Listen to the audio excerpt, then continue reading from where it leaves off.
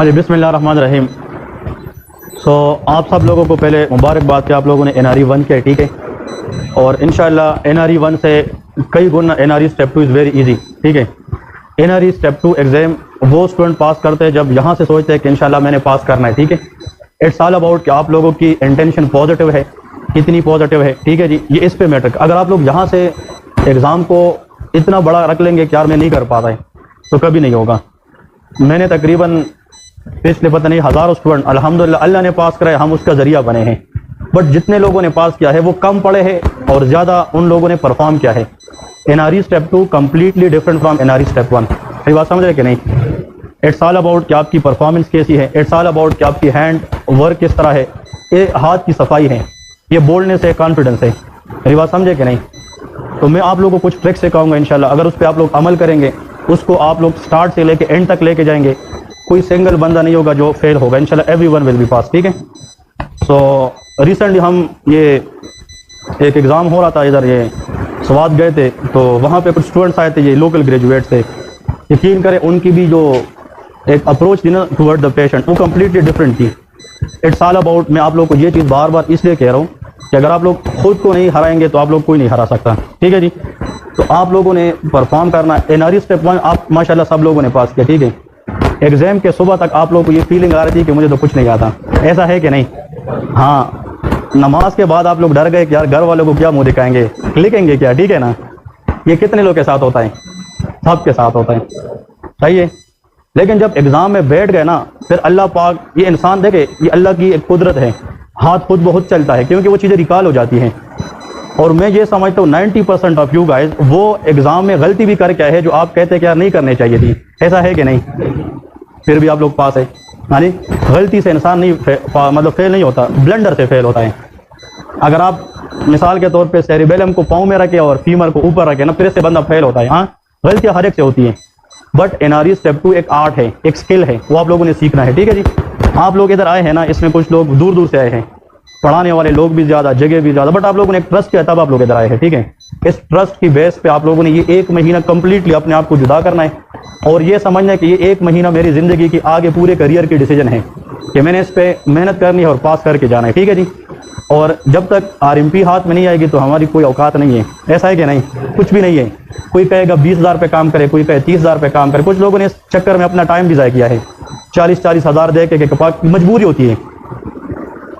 आप लोगों को माँ बाप ने स्पेयर किया कि 1 महीना जाए, 40,000 लगाए, 50,000, लेकिन उसका हमें रिवार्ड देना है। इंशाल्लाह मैं करके आया, मैं करके आई, समझ रहे कि नहीं? तो सब ने अल्लाह पाक से दुआ मांगनी है कि अल्लाह मुझे हिम्मत दे, और जो चीज़ हम पढ़े अल्लाह करे एग्जाम में वही आए, सही है। तो जब इंसान की मेहनत के साथ ऊपर वाले का करम मिलता है ना, तो उसको रोकने वाला कोई नहीं होता। मैं जब भी पढ़ा तो मैं भी कुछ नहीं, आप लोग भी कुछ नहीं, सब कुछ ऊपर वाला करते हैं, हम सिर्फ जरिया है, ऐसा है कि नहीं?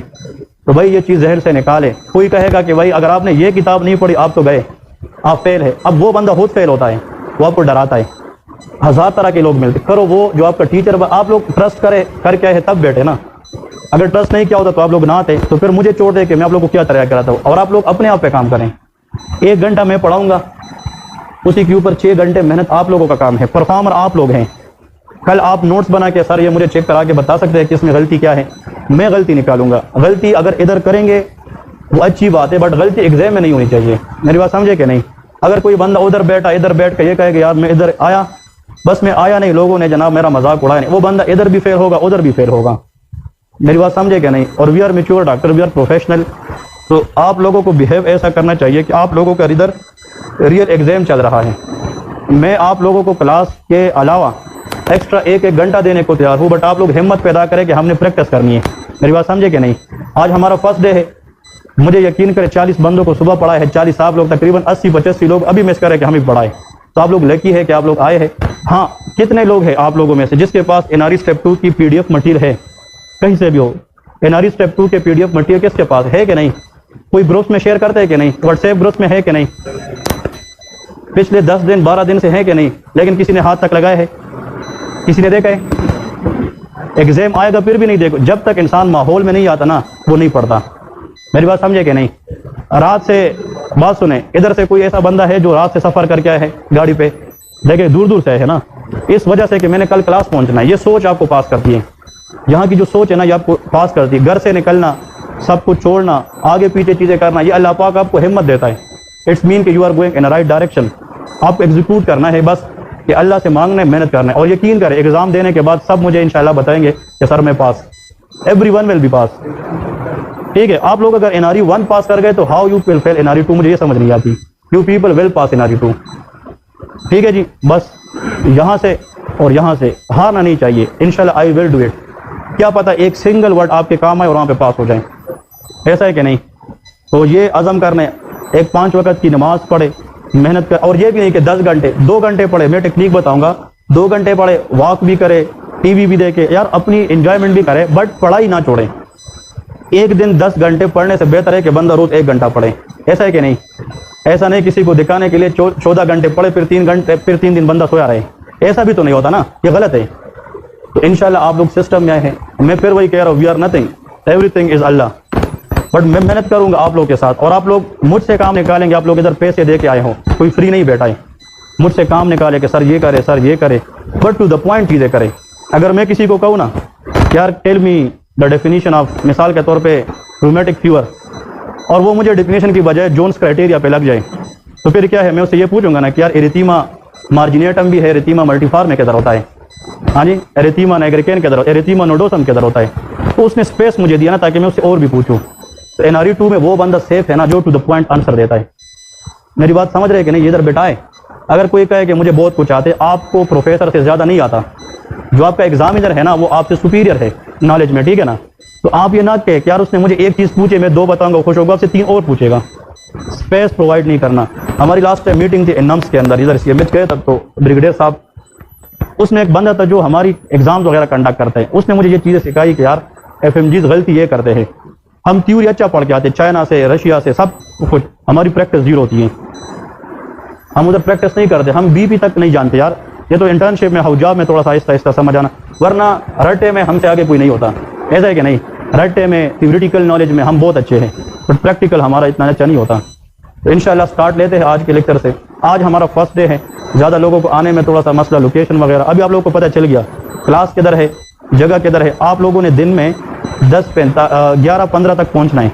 11:30 हमारी डेली क्लास होगी, डेली के बेस पे हम 2 क्लास लेंगे, ठीक है जी? जो चीज़ पढ़ाई जाएगी कल उसकी हम यहाँ पे रैंडम प्रैक्टिस करेंगे। मेरी बात समझे कि नहीं? मैं इन दोनों को टास्क दूंगा, इनको दूंगा, ये गलतियाँ करेंगे और आप लोग जो है ना इसका गलतियाँ निकालेंगे, फिर आप लोग करेंगे ये गलतियाँ निकालेंगे कि 10 बंदों को नीचे रूम में लेके जाऊंगा, 5 को इधर लेके जाऊंगा, ग्रुपिंग बनाऊंगा आप लोगों की, समझ रहे कि नहीं? ताकि आप लोग प्रैक्टिस करें, गलतियाँ निकालें। इट्स ऑल अबाउट कि आप लोग कितना फाइन काम करते हैं, स्किल्स आप लोग कितनी अच्छी है। मेरी बात समझे कि नहीं? सो इंशाल्लाह स्टार्ट लेते हैं। आज जो हमारा लेक्चर है वो NRE स्टेप 2 की सिलेबस है। क्या आपने करना क्या है? आज आप लोगों ने माइंड बनाने कि हमने NRE 2 में करना क्या है, हमें उधर क्या करना पड़ेगा, क्या फेस करना पड़ेगा। तो सबसे पहले आप लोग लेके स्टेशंस अभी हम डिस्कस करते। हाँ, एक चीज़, आज तो पहला दिन है, कल हर एक के पास अपना नोटबुक होना चाहिए, सही है? नोटबुक आप लोगों के पास होना चाहिए। ये चीज़ जो आज आप लेकेंगे ना, ये आपके हौजाब में भी काम आएगी, ये आपके इंशाल्लाह FCPS पार्ट 1 में भी काम आएगी। तो आज की पढ़ाई ना ये 10 साल तक काम करेगी, ये सिर्फ 1 महीने की पढ़ाई नहीं है। तो जो चीज़ लिखी जाए वो अपने नोटबुक में लिखे, और जो चीज़ अपने हाथों का लिखा जाए ना वो इंसान भूलता नहीं है। तो कल से हर एक बंदा अपना नोटबुक ले, ठीक है? लेके जनाब स्टेशन के बारे में। ओके जी, तो देखें जो हम स्टेशन पढ़ेंगे ना, देखें NRE स्टेप 2 में 20 स्टेशन होते हैं। आप लोगों ने मैंडेटरी का नाम सुना है? आखिर में 5 बताऊंगा, सारे उधर से आएंगे, ठीक है? इधर उधर नहीं आएगा, उधर से आएंगे और वो आप लोगों ने रट के जाना है कि उसमें कोई गलती की गुंजाइश नहीं होनी चाहिए, ठीक है जी? स्टेप बताऊंगा, हम भी 8-6-7 साल से पढ़ा रहे, हमें इतना पता हो गया क्या चीज़ क्या नहीं है। मैंडेटरी स्टेशन पे हम काम करेंगे बेहतर से बेहतर, उसमें हर एक बंदा मेरे सामने वो स्टेशन परफॉर्म करेगा। मेरी बात समझे कि नहीं? वो मैं आप लोग को पॉइंट आउट करूंगा। स्टेशन में सबसे पहले कि हिस्ट्री टेकिंग, हम ये डिस्कस करेंगे कि हम पेशेंट से हिस्ट्री किस तरह लेंगे, ठीक है जी? तो आप लोग लेके हिस्ट्री टेकिंग स्किल, ये हमें आना चाहिए, हिस्ट्री टेकिंग, ठीक है जी? History taking skill. अब यहाँ पे आप लोग को थोड़ा सा मैं बताता चलूँ कि हिस्ट्री टेकिंग से 3 स्टेशन आप लोगों के क्लियर हो जाते हैं। 3 स्टेशन, 3 मेडिसिन में हिस्ट्री, पीड्स में हिस्ट्री, गायनी में हिस्ट्री। मेरी बात समझ है कि नहीं? A female presented to you, a young female presented to you with the history of amenorrhoea, take history. Female presented to you with vaginal discharge, take history. Female presented to you with pelvic pain, take history. Female presented to you with the history of abortion, take history. इसका मतलब gynae में history अलग आती है। मेरी बात समझे? A male 50 year old presented with blood in the cough, haemoptysis, take history. A male presented you with the history of fever, take history. इसका मतलब मेडिसिन की अलग हिस्ट्री है। बच्चों में फेब्राइल सीजर, आप लोगों को अभी एनआरई स्टेप 1 में एंटासुसेप्शन आया था, इसकी हिस्ट्री आती है। बच्चों में congenital heart disease, tetralogy of fellow, transposition of great artery, समझ रहे कि नहीं, इनके हिस्ट्रीज आते हैं। तो अभी हम यहाँ पे जो लेंगे ना, पहले के मेडिसिन हिस्ट्री के, मेडिसिन में कौन कौन सी हिस्ट्रीज है जो हमें करनी है, ये सारे के सारे हिस्ट्रीज आप लोगों को इंशाल्लाह क्लियर कराऊंगा कि आप लोगों ने कौन कौन सी हिस्ट्रीज याद रखनी है। सबसे पहले नंबर पे लेके फीवर, हमें फीवर की हिस्ट्री पता होना चाहिए। इसमें कैसे हम स्टार्ट करेंगे, क्या करेंगे, वो हम स्टेशन में पढ़ेंगे। ये हमारा सिलेबस आउटलाइन है कि हमने करना क्या है। फीवर में हम ये देखेंगे कि लो ग्रेड फीवर है, हाई ग्रेड फीवर है, समझ रहे कि नहीं, अक्यूट फीवर है, सब अक्यूट है, क्रोनिक फीवर है, मेरी बात समझ रहे कि नहीं। वहां पे वाइवा पूछता है fever lasting for less than 7 days, वो अक्यूट फीवर होता है। और जो 7 से लेकर 14 दिन के दरमियान है वो सब अक्यूट फीवर होता है। और जिस फीवर का टाइम मोर देन 14 डेज हो जाए तो उसको क्रोनिक फीवर कहा जाता है। तो इसके डिफरेंशियल डायग्नोसिस हम डिस्कस करेंगे। अक्यूट फीवर की काजेस क्या है, सब अक्यूट क्या है और क्रोनिक फीवर क्या है। इसमें एक वाइवा क्वेश्चन है पायरेक्सिया ऑफ अननोन ओरिजिन, इसका मतलब क्या है, इसकी वजूहात हम डिस्कस करेंगे। मेरी बात समझे कि नहीं। तो फीवर को हम डिस्कस करेंगे। देखिए, आप मरीज से पूछते हैं आपको बुखार के साथ साथ कान से रेशा तो नहीं आता, वो पूछेगा किस लिए, CSOM, chronic suppurative otitis media. तो आपसे पूछेंगे can you tell me the type, tubotympanic, attico antral, ये नाम सुने कि नहीं, ये सारे हम डिस्कस करेंगे। एक एक चीज हम लिखेंगे, but fever is very important. इसके बाद लेके cough, this is very very important and common presenting complaint. Cough के बारे में क्वेश्चन आते हैं जरूर, ठीक है जी। कफ के क्वेश्चन में अगर आप लोग यहाँ से शुरू करें कि आपको खुश्क खांसी है कि रेशे वाली, वहां से सर आपको 5 नंबर देता है। You know the difference between dry cough and productive cough, मेरी बात समझे क्या नहीं। आपने कभी नोटिस किया है कफ की मिकदार में रेशा कितना होता है, रेशे का कलर किस तरह होता है, समझ रहे कि नहीं। इस तरह सूडोमोनास इन्फेक्शन में ग्रीन कलरेशन होती है क्योंकि पायोसाइन रिलीज करता है, मेरी बात समझ रहे कि नहीं। एक्टिव पेट है, ठीक है, एवरीथिंग इज वेरी इंपॉर्टेंट। कभी कभार कफ में हम पूछते हैं 50 साल से बूढ़ा बंदा है, 30 साल से स्मोकर है, वेट लॉस की हिस्ट्री है, उनको कफ में ब्लीडिंग आ रही है, हीमोप्टाइसिस इन ओल्डर एज में भी साइन ऑफ लंग कैंसर, समझ रहे कि नहीं। कफ उसको नॉक्टर्नल आता है, चेस्ट कंजेशन है, कंजस्टेड फैमिली है, ट्यूबरकुलोसिस हो सकती है। इसका मतलब हमें ये चीजें डिस्कस करनी है। वो कहते हैं डॉक्टर साहब मैं जब कफ करता हूँ तो उसमें एक कप के बराबर रेशा आता है, इतना ज्यादा कि मैं घर छोड़ के कई वीरान जगह जाता हूँ कि यार मेरे साथ तो लोग बैठना पसंद नहीं करेंगे, ब्रोंकाइटिस होता है, 1/2 ऑफ द कप, समझ रहे कि नहीं। पेशेंट कहते डॉक्टर साहब मैं स्मोकर हूँ, सिगरेट नोशी करता हूँ, रेशे वाला कफ है, पिछले 3 महीने से 2 साल से आ रहे, क्रोनिक ब्रोंकाइटिस हो रहा है, समझ रहे कि नहीं। ये चीजें हम कफ के अंदर डिस्कस करेंगे। इसके बाद लेके डायरिया, डायरिया की हिस्ट्री वेरी वेरी इंपॉर्टेंट और very very commonly asked in NRE step 2। जो डायरिया है इसमें भी अक्यूट डायरिया है, क्रोनिक डायरिया है, ठीक है जी। फिर डायरिया के अंदर फ्लूइड मैनेजमेंट के ऊपर वाइवा पूछते हैं कि मतलब डिहाइड्रेशन माइल्ड है, सीवियर है, मॉडरेट है, वो हम डिस्कस करेंगे। एपिगैस्ट्रिक पेन, इसकी हिस्ट्री ज्यादा आती है। एपिगैस्ट्रिक पेन, पाकिस्तान के अंदर गैस्ट्राइटिस के केसेस ज्यादा होते हैं, ठीक है जी। एपिगैस्ट्रिक पेन मतलब स्टमक डिस्कम्फर्टनेस, इसके हिस्ट्री ज्यादा आते हैं। चेस्ट पेन की हिस्ट्री आती है, ठीक है जी, चेस्ट पेन, चेस्ट पेन। इसके बाद लेके 6 नंबर पे यहाँ पे ज्वाइंट पेन, जोड़ों में दर्द, ठीक है जी, ज्वाइंट पेन। हर 10 में से 7-8 बंदों को ज्वाइंट पेन का मसला होता है, ठीक है जी, जोड़ों में दर्द। चले जी, ये वाले जो लोग बैठे हैं ना, आप लोग बताएं, अगर मैं किसी से पूछता हूँ कि यार आपकी जोड़ में दर्द के साथ साथ बुखार होता है कि नहीं, अगर वो बंदा कहता है कि मुझे हाई ग्रेड फीवर भी है, तो हम किस चीज़ के बारे में पूछ रहे हैं। ये वाले लोग, ये वाले, हाँ वेरी गुड, सेप्टिक आर्थराइटिस, ठीक है जी, एक्सीलेंट। चले ये वाले, अगर मैं ये पूछता हूँ कि आपको जोड़ों के दर्द के साथ साथ छोटे जोड़ों में दर्द होते हैं या बड़ों में, और दर्द एक ही जगह पे रहती है कि एक से दूसरे में जाती है, हाँ बताए ना, सही है। माइग्रेटरी पोलीआर्थराइटिस, रूमेटिक फीवर, कौन सा, रूमेटिक फीवर। चले जी, इस दर्द से पहले आपको कुछ वक्त पहले गले का इन्फेक्शन हुआ था कि नहीं, ये क्या है, rheumatic fever. Rheumatic fever is auto immune phenomena, ठीक है जी, वेरी गुड। आप लोग, आपका जोड़ का दर्द सबसे पहले बड़ी उंगली से स्टार्ट तो नहीं हुई है, गाउट के बारे में पूछते हैं, ठीक है जी, वेरी गुड। फिर नेक्स्ट क्वेश्चन, आप इधर आते आते कोई चोट वगैरह तो नहीं लगी है, कहीं से गिरे तो नहीं है, किसी चीज से लगी तो नहीं है। ट्रोमेटिक आर्थराइटिस, किसके बारे में, ट्रोमा, ट्रोमा की वजह से भी आर्थराइटिस होता है, तो ट्रोमेटिक आर्थराइटिस। जोड़ों की दर्द आपकी सुबह सवेरे 1 घंटे तक रहती है, काम से कम होता है या ज्यादा होता है, very good. Rheumatoid versus osteoarthritis, तो अगर एक जगह पे आपको रोका ना कि रूमेटॉइड आर्थराइटिस की क्लिनिकल फीचर्स बताए, फिर ट्रीटमेंट बताए, तो हमें 3-4 चीजें आनी चाहिए, ठीक है। हिस्ट्री में जो चीज आप पूछेंगे ना, उसके बैक एंड पे आपको 2-3 चीजें आनी चाहिए, मेरी बात समझे कि नहीं। आपको कहीं पे भी रोक सकता है। गाउट बताए, सूडो गाउट, गाउट में क्या डिफरेंस है, मेरी बात समझ रहे कि नहीं। रोमेटिक फीवर क्या होता है, जोन्स क्राइटेरिया, मेजर क्या है, माइनर क्या है, तो वो चीज पूछे जिसकी बैक एंड पे आपके पास नॉलेज है। नॉलेज के बगैर कोई चीज नहीं पूछनी है, ठीक है जी, ये बहुत इंपॉर्टेंट है। इसके बाद 7th नंबर पे आप लोग लेके हेमाटोमेसिस, इसकी हिस्ट्री ज़्यादा आती है। Haematemesis that is blood in the vomit, समझ रहे कि नहीं? ब्लड इन द वोमिट, इसको हम क्या कहते हैं? हेमाटोमेसिस कहते हैं। हेमाटोमेसिस इसके साथ लेके शॉर्टनेस ऑफ ब्रेथ, इसकी हिस्ट्री ज़्यादा कार्डियक प्रॉब्लम में आती है। शॉर्टनेस ऑफ ब्रेथ ये आप लोगों को आनी चाहिए, शॉर्टनेस ऑफ ब्रेथ, ठीक है। सांस फूलना, वेरी वेरी इंपॉर्टेंट हिस्ट्री, और ये नम्स के अंदर ज़्यादातर रिपीट होती रहती है, ठीक है जी। इसके बाद यूटीआई की हिस्ट्री बहुत कॉमन आती है, ठीक है। यूरिनरी ट्रैक्ट इन्फेक्शन, इसमें कभी पाइलोनेफ्राइटिस के बारे में पूछते हैं, कभी सिस्टाइटिस के बारे में पूछते हैं, ठीक है जी। और आखिर में last but not the least jaundice, कौन सी? जॉन्डिस। ये हिस्ट्री आप लोगों ने याद रखनी है, ठीक है जी। जॉन्डिस के बारे में मैं आप लोगों को थोड़ा सा बता दूं। लास्ट टाइम एक मेरा स्टूडेंट था ना, अभी तो वो FCPS पार्ट 1 भी किया उसने कहा कि सर मैं जब चला गया ना तो उसको स्टेशन आया कि जनरल फिजिकल एग्जामिनेशन करे। पेशेंट लेटाया हुआ था कि आप उसकी जनरल फिजिकल एग्जामिनेशन, तो सबसे पहले आप इंस्पेक्शन करते हैं, पेशेंट को देखते हैं and you note some vital important sign. मैंने कहा, मैंने आंख उसको कहा कि ऊपर करे, तो सर ने मुझे रोका कि आप क्या देखना चाहते हैं? तो स्क्लेरल एक्ट्रेस देखते हैं ना, येलोविश कलरेशन देखते हैं। तो उसने कहा कि मुझसे जॉइंटिस की हिस्ट्री, वहाँ से उसने पूछी कि जॉइंटिस के टाइप्स बताए, जॉइंटिस है क्या चीज़, बिलिरुबिन क्या चीज़ है। तो जब उसने जॉइंटिस पे हिस्ट्री ली तो उसने एग्जामिनेशन कर भी नहीं और उसको 20/20 नंबर मिले। वी डोंट नो कि एग्जामिनर आपको कहाँ पे रोकता है और कहाँ पे आपसे 2-3 चीज़ें पूछता है।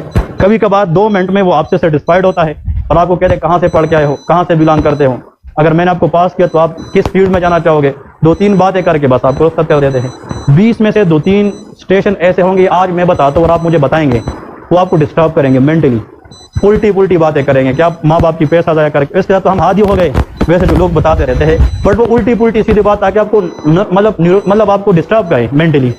यू पीपल शुड रिमेन काम, रिलैक्स, ठीक है जी। आपने न कोई बात करनी है, कुछ भी नहीं कहना। कुछ एग्जामिनर होते हैं वो आपको छेड़ते हैं ताकि नेक्स्ट स्टेशन के लिए आपका माइंड डिस्टर्ब हो जाए, समझ रहे कि नहीं? 2-3 ऐसे होते हैं वो आपको ये देखते हैं कि अस्पताल में अगर खुदा न खास्ता किसी की डेथ हो जाए तो पूरा गाँव आता है कि नहीं, तो फिर उधर पे पता होना चाहिए कि आप स्टैंड कर सकते हैं कि नहीं, समझ रहे कि नहीं? तो थोड़ा सा आप लोग चीज़ सीखनी है। वो आपके साथ ज्यादती नहीं करता, वो आपकी नर्व्स को देखता है कि आप उसको हैंडल करते हैं कि नहीं करते। क्लियर है? ये चीज़ ध्यान में याद रखें। तो ये 10 हिस्ट्रीज तो हमने करनी है, इसके अलावा भी और हमने डिस्कस करनी है, but these are very very important one. इसके बाद देखिए एग्जामिनेशन, हम जो नेक्स्ट स्टेशन पढ़ेंगे ना वो है जनाब एग्जामिनेशन के बारे में। Examination, this station is very very important one. हाँ जी, एक मिनट, एग्जामिनेशन आप हेडिंग दे दें और इस हिस्ट्री के नीचे ना आप लोगों ने यहाँ पे लिखने नोट हिस्ट्री के नीचे। ये मैं आप लोगों को एक्स्ट्रा एक बात बता रहा हूँ। मैंने आप लोग कहा ना कुछ देर पहले हम नम्स के एक प्रोफेसर से मिले थे, तो उसने कहा कि अगर पाकिस्तान के आप हिस्ट्री में मेडिकल एग्जाम उठाकर देखें और अगर आप इंटरेक्टिव सेशन करते हैं ना, जिस तरह मैं से क्वेश्चन करता हूँ ये मुझे आंसर देता है, इसको इंटरेक्टिव सेशन कहते हैं। उसमें 3 बातें अगर आप लोगों के अंदर है ना, आप कभी फेल नहीं हो सकते। ये हमने उसे बताया। वो कौन सी बातें हैं? सबसे पहले आपकी बॉडी पोस्चर क्या होना चाहिए। अगर आप उससे हिस्ट्री लेते हैं और आपकी बॉडी पोस्चर या तो आप काम पे या आप ज़्यादा कॉन्फिडेंट देख रहे हैं तो आप फेल हो जाते। You should be relax. तो सबसे पहले कि body posture should be relax. ये कैसे, ये हम प्रैक्टिस के साथ साथ सीखेंगे। जब आप हिस्ट्री लेते हैं तो आपकी जो बॉडी पोस्चर है, बॉडी पोजीशन है, ये रिलैक्स स्टेट में होना चाहिए। मेरी बात समझ रहे कि नहीं? नहीं डरना चाहिए, काम का नहीं चाहिए। बातों में आपकी जनाब स्लर्ड स्पीच नहीं होनी चाहिए। कोई ब्रोकास्ट एरिया तो डैमेज नहीं होता उस टाइम पे इंसान की ना, तो स्लर्ड स्पीच नहीं होनी चाहिए। Speech should be accurate. अस्सलाम वालेकुम, आपका नाम क्या है, and you have to take a post to listen the answer. समझ रहे कि नहीं? ऐसा ना हो कि तुमने एक चीज़ रटी और आगे चलते जाओ, उसका सुनो नहीं कि उसने मसला क्या बताया। तो इसका मतलब body posture should be relax. Number 2 लेके आई टू आई कॉन्टैक्ट होना चाहिए। जब आप सामने बैठते हैं जिससे आप मुखातिब है ना, उसको आप आई टू आई कॉन्टैक्ट में रखें ताकि उसको फील हो कि यार ये डॉक्टर मुझे टाइम दे रहे हैं। ऐसा ना हो कि आप इससे बात करें, मैं कभी इधर देखता हूँ कभी उधर, वो कहेगा कि ये इंटरेस्टेड नहीं है। तो लेकिन आई टू आई कॉन्टैक्ट ये मेंटेन होना चाहिए, बहुत अहम है। आई टू आई कॉन्टैक्ट, ये वो बातें कर रहा हूँ जो बिल्कुल आप लोगों को किताबों में नहीं मिलेगी, ये बहुत इंपॉर्टेंट है। और आखिर में last but not the least, good listening. आपको वो बंदा जो भी कहे ना, आप उसको सुने। आप उसको कहे कि यार आपको कब से खांसी है, वो कहते 3 महीने से, और आप फिर आखिर में प्रोफेसर साहब को बता रहे कि my patient name Ali 45 year old having cough for last 3 years. तो आपने वो 3 महीने को ईयर्स में कर, क्योंकि आप भूल जाते हैं बाद में। और या ऐसा ना हो कि आप उसको आखिर में कहे कि आपको कितने टाइम से कफ था, तो वो कहेगा ये इंटरेस्ट ही नहीं था। आपको हर पॉइंट नोट करना है उसका। मेरी बात समझे कि नहीं? प्रेजेंटेशन ऑफ द केस से कहूँगा किस तरह होता है। तो लेके गुड लिसनिंग, बस ये 3 चीज़ें हैं। ये 3 चीज़ें अगर आप लोग काम करेंगे ना, इंशाल्लाह आप लोग जो है हिस्ट्री में मार नहीं खाएंगे।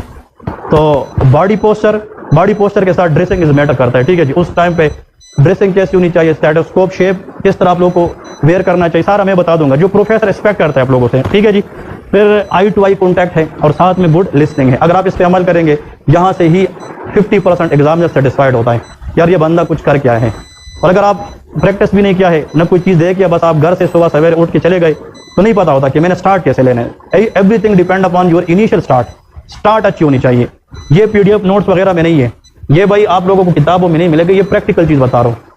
और मैं इन दोनों को कहूँगा ना कि हिस्ट्री ले, अगर इसकी बॉडी पोस्टर मुझे गलत लगी मैं उसको ठीक कराऊंगा, आई टू आई कॉन्टैक्ट नहीं मैं ठीक करा। इसलिए क्लास का फायदा यह है टू आइडेंटिफाई मिस्टेक्स, समझ रहे कि नहीं।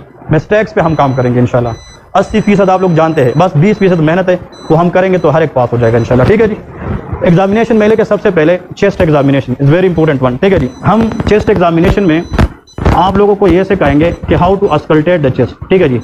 चेस्ट एग्जामिनेशन में आप लोगों को ये भी सिखाएंगे लंग्स के बारे में, इसमें इंस्पेक्शन क्या है, पाल्पेशन क्या है, परकशन क्या है, अस्कल्टेशन क्या है, ये हम डिस्कस करेंगे। चेस्ट एग्जामिनेशन के ब्रैकेट में लेके हार्ट एंड लंग्स, ये हम दोनों डिस्कस करेंगे, ठीक है जी। फिर इसके बाद नेक्स्ट वीक है most important one, that is abdomen examination. Abdomen examination में बहुत अहम है, ठीक है जी। इसमें NRE स्टेप 2 में आई एम डैम श्योर कि क्वेश्चन आएगा एब्डोमेन में, ठीक है जी।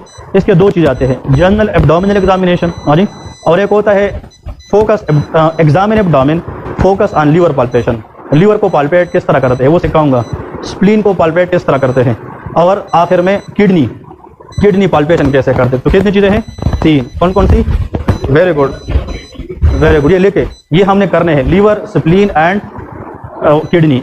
अब क्वेश्चन क्या आता है, आप स्प्लीन पाल्पेट कर देना, वहाँ पे सर आपको रोकेगा, what is splenomegaly, what are the causes of splenomegaly. मेरी बात समझे क्या नहीं, आप कहेंगे कि भाई मलेरिया है, टेस्टिक डिजीज, मतलब नाइमनफिक डिजीज है, जो भी आप लोग बताते रहे, portal hypertension, liver cirrhosis, right side heart failure, ऐसा है कि नहीं। आप लोग वहाँ से बस स्टार्ट हो जाएंगे, बस 2-3 बताएंगे, वो कहेगा ठीक है। आप लोग चुप नहीं होने चाहिए वहाँ पे, और जो नहीं आता चीज़ तो sir I am sorry sir मैं कंफ्यूज हो गया, भूल गया, ब्लेंडर नहीं मारे, अपने आप से गलत आंसर ना दे, ठीक है जी, ये बहुत बैड इंपैक्ट डालता है। इसके बाद देखिए hernia examination, very very important one, ठीक है। आप लोगों को वो हर्निया के एग्जामिनेशन के लिए जो है वहाँ पे एक वैसे सिंपल बताएगा, कभी कभार इसमें वाइव आता है कि डायरेक्ट इनडायरेक्ट इन्वाइनल हर्निया क्या है, डीप रिंग अक्लूजन टेस्ट क्या होता है, ठीक है जी, वो हम डिस्कस करेंगे। फिर इसके साथ नेक्स्ट देखिए neurological examination, very very important one. तो न्यूरोलॉजिकल एग्जामिनेशन में आप सब लोगों को पता होना चाहिए upper limb examination and lower limb, ठीक है जी, ये बहुत अहम है, upper limb and lower limb. Upper limb lower limb की जो नर्व्स है वो भी हम डिस्कस करेंगे इसके साथ, ठीक है, वाइवा में। सेरिबेलम एग्जामिनेशन, कौन सी, सेरिबेलम। अब ये सेरेब्रम नहीं है, ये सेरिबेलम है, ठीक है जी। This is the second largest part of the brain, that is called cerebellum. चलिए जी, anyone in the class from this side, इधर फोकस करें, anyone tell me 3 functions of cerebellum. हाँ बस ये वाला साइड सोचे, हाँ जी, हाँ। Number 1 maintaining balance, number 1 very good, balancing part of the brain, ये वाला खत्म। हाँ अभी तो NRE 1 करके खुदा के बंदो। हाँ कोऑर्डिनेशन मेंटेन करता है, वेरी गुड, एक बैलेंस है और एक हो, वेरी गुड, और तीसरा tones of the muscles, muscle tones maintain कर दिए। तो लेके ये ट्राइड है, ये इंपॉर्टेंट है। आपसे सर पूछे tell me 3 function quickly, cerebellum, maintaining balance, maintaining coordination, maintaining tones of the muscles, ठीक है जी, ये 3 फंक्शन है किस चीज़ के, सेरिबेलम। हम सेरिबेलम जब एग्जामिन करेंगे, हम फिंगर नोज टेस्ट करेंगे, हील शेन टेस्ट करेंगे, सिंगल लाइन वॉक करेंगे, समझ रहे। इसमें हम गेट्स पे डिस्कस करेंगे कि टाइप ऑफ गेट्स क्या है, पार्किंसन में क्या होता है, हंटिंगटन कोरिया में क्या होता है, वो हम सारे डिस्कस करेंगे, ठीक है।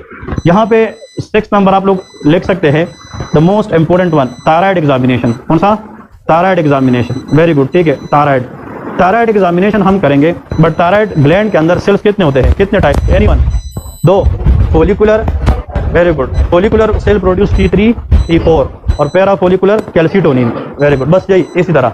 Follicular cell are the parenchymal cells of thyroid gland, ठीक है जी। T3 T4, anyone can tell me 2 function from here. Number 1, चले 4 B's आप लोग फिल करें। एक B का मतलब brain development in the early life, thyroid hormone करते हैं। B बार, वेरी गुड, BMR को मेंटेन करते हैं, बेजल मेटाबॉलिक रेट, किस चीज को, basal metabolic rate. Third B, bone strength को मेंटेन करते हैं साइनर्जिस्टिकली विद ग्रोथ हार्मोन, समझ रहे कि नहीं। और आखिर B, ब्लड प्रेशर मेंटेन करते हैं, ठीक है जी। और एक और B भी है 5 नंबर, उसको कहते हैं बेबी लंग मैच्योरेशन, ये सर्फेक्टेंट रिलीज करने में हेल्प करता है, ये भी आप लोग याद कर सकते हैं। Surfactant are produce from pneumocyte type 2 और ये लंग्स को कोलैप्स होने से प्रिवेंट करता है। अगर एक बच्चा है वो 8 महीने से पहले पैदा हो जाए तो उसमें सर्फेक्टेंट का लेवल कम होगा। तो which disease will be there, accident, NRDS, new natal respiratory distress syndrome, very good. Chest x-ray will show which finding, anyone, accident, ground glass appearance, ground glass appearance. तो देखिए इस तरह हमारा वाइवा भी चलता जाएगा और ये चीज़ पर इंसान नहीं भूलता। बंदा कहे सर ने मुझसे इस तरह पूछा था, ये चीज़ माइंड में रखे, जिसको आता है ब्रिलियंट, जिसको नहीं आता वो साथ साथ नोट किया करे, ठीक है जी, ताकि काम आए। ये तो एग्जामिनेशन है हमारा पूरा। इसके बाद 3rd नंबर स्टेप पे लेके काउंसलिंग, हम एक पढ़ेंगे काउंसलिंग के बारे में कि काउंसलिंग स्टेप क्या है। देखिए काउंसलिंग जो है मैं आप लोगों को बताता चलूँ एक्सपीरियंस के मुताबिक, ये जो काउंसलिंग है ना ये थोड़ा सा चैलेंजिंग स्टेशन होता है। इसमें पेशेंट मानता नहीं है, ठीक है जी, हम इसको मनाएंगे, किसी डिजीज़ के बारे में उसका काउंसलिंग करेंगे। अब इसमें 2-3 चीज़ आप लोगों को मैं बताऊंगे, तो हम इस पे हम 1 घंटा अलग लेक्चर लेंगे, इस पे हम अलग 2-3 दिन लगाएं। ये आउटलाइन है ताकि आप आज जाके कहे कि यार हमने इधर करना क्या है, NRE2 है क्या चीज़, वो इसलिए आज सिखा रहा हूँ, ठीक है जी। जिसको रोड पता हो तो जाना आसान है, मेरी बात समझे कि नहीं। तो आज सिर्फ हम आउटलाइन बता रहे हैं, इंशाल्लाह इस पे हम काम करेंगे पूरा 1 महीना, इनको एक एक इंशाल्लाह एक्सप्लेन करेंगे। काउंसलिंग के बारे में लेके हेपेटाइटिस बी एंड सी, इसकी काउंसलिंग जरूर आती है कि एक पेशेंट है उसको हेपेटाइटिस बी है या सी है, तो इसकी काउंसलिंग आप कैसे करेंगे।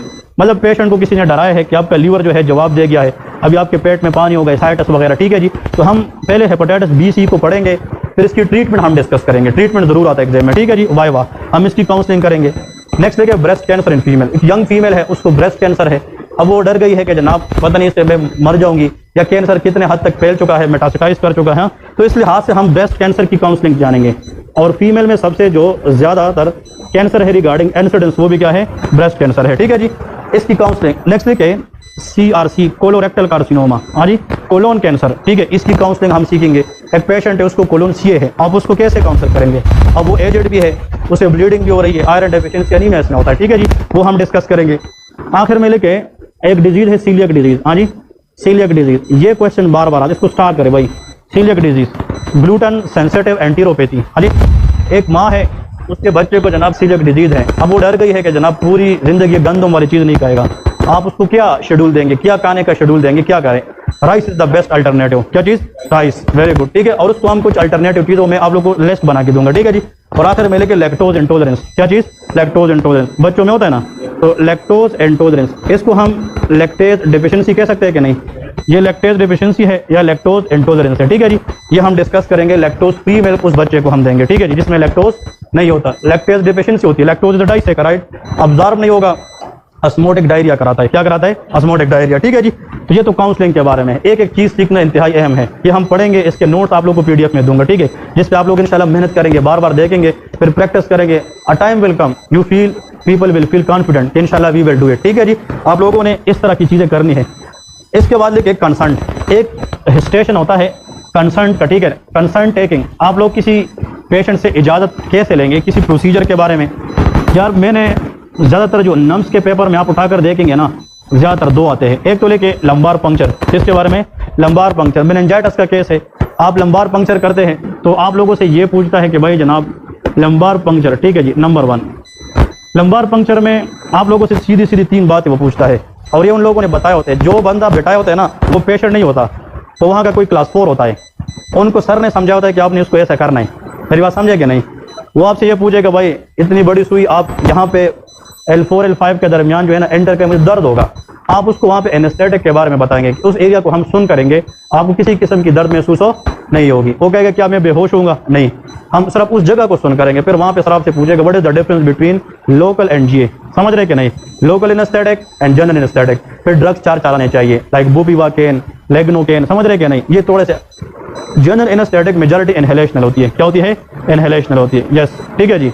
और ये याद रखें first aid USMLE step 1 book उठाकर देखें, और नर्वस सिस्टम के आप जाकर पेज नंबर 3 या 4 नंबर लाइन होगी, all general anaesthetic mechanism is unknown, समझ रहे कि नहीं। जनरल एनेस्थेटिक जितने भी है इसके mechanism of action still unknown है। लोकल एनेस्थेटिक सोडियम चैनल पे काम करते हैं, जनरल एनेस्थेटिक अननोन, काम आसान, समझ रहे कि नहीं, वो डिस्कस करेंगे। ये बंदा कहेगा ठीक है, क्या इसके बगैर कोई और रास्ता नहीं है कि मैं ये प्रोसीजर ना करूं और मेरा काम चल, नहीं। फिर आपने वहाँ पे थोड़ा सोचना है। ये इसलिए ज़रूरी है कि हमें आपकी बीमारी की तशखीस में आसानी मिले कि कौन सी जरासीम ने आपकी इन्फेक्शन कराई है, इससे हमें जरासीम का पता चलेगा, उस जरासीम के खिलाफ हम उसके मुताबिक दवाई देंगे, आप जल्दी ठीक हो जाएंगे। क्योंकि until unless you do not go for lumbar puncture you don't know the exact causative organism, समझ रहे कि नहीं। क्योंकि बैक्टीरिया है, वायरल है, फंगल है, ऐसा है कि नहीं, तो हमें कहाँ से पता चलेगी, लंबार पंक्चर। तो LP लंबार पंक्चर के अंदर जो CSF हम निकालते हैं उसकी हमें टेबल आना चाहिए, इंटरप्रिटेशन, कि अगर ग्लूकोज कम है, न्यूट्रोफिल ज्यादा है, तो फिर क्या है, वेरी गुड, ग्लूकोज नॉर्मल है, लिम्फोसाइट ज्यादा है, वायरल है, ग्लूकोज कम है, लिम्फोसाइट ज्यादा, ट्यूबरकुलस है, समझ रहे कि नहीं, तो हम डिस्कस करेंगे। फिर ये बंदा कहेगा कि भाई इस प्रोसीजर के बाद मुझे क्या क्या नुकसान हो सकते हैं। Post lumbar puncture is most common headache हो सकता है, क्या हो सकता है। बट हमारी टीम बहुत इंतहाई अच्छे तरीके से आपकी ये प्रोसीजर कराएंगे, आपको इस तरह की मुश्किलात नहीं होंगे, ताकि मरीज कन्विंस हो जाए यार मैंने ये लंबार पंक्चर करनी है। मेरी बात समझे कि नहीं, ये इंशाल्लाह प्रैक्टिस में आप लोगों को सिखाऊंगा। इसके बाद लेके कोलीसिस्टेक्टोमी, गाल स्टोन के ऑपरेशन है, उसके आप लोगों ने कैसे कंसर्न लेना है, दैट इज कोलीसिस्टेक्टोमी। कभी कभार आप लोग इसको ब्रैकेट में लेके डीएम, डायबिटिक पेशेंट में, डायबिटिक पेशेंट है, उसको गाल स्टोन है, उसका पित्ता हमने रिमूव करना है, वो मान नहीं रहा, घर में किसने डराया है कि आपका जाम वैसे भी ठीक नहीं होता, ऑपरेशन करोगे तो आप खत्म नहीं। आप उसको समझाएंगे, अगर आप ये नहीं निकालेंगे आपको मजीद नुकसान हो सकते हैं। कोलिसिस्टाइटिस हो सकता है, फिस्टुला बन सकता है, सीबीडी में स्टोन आ सकती है, ठीक है जी।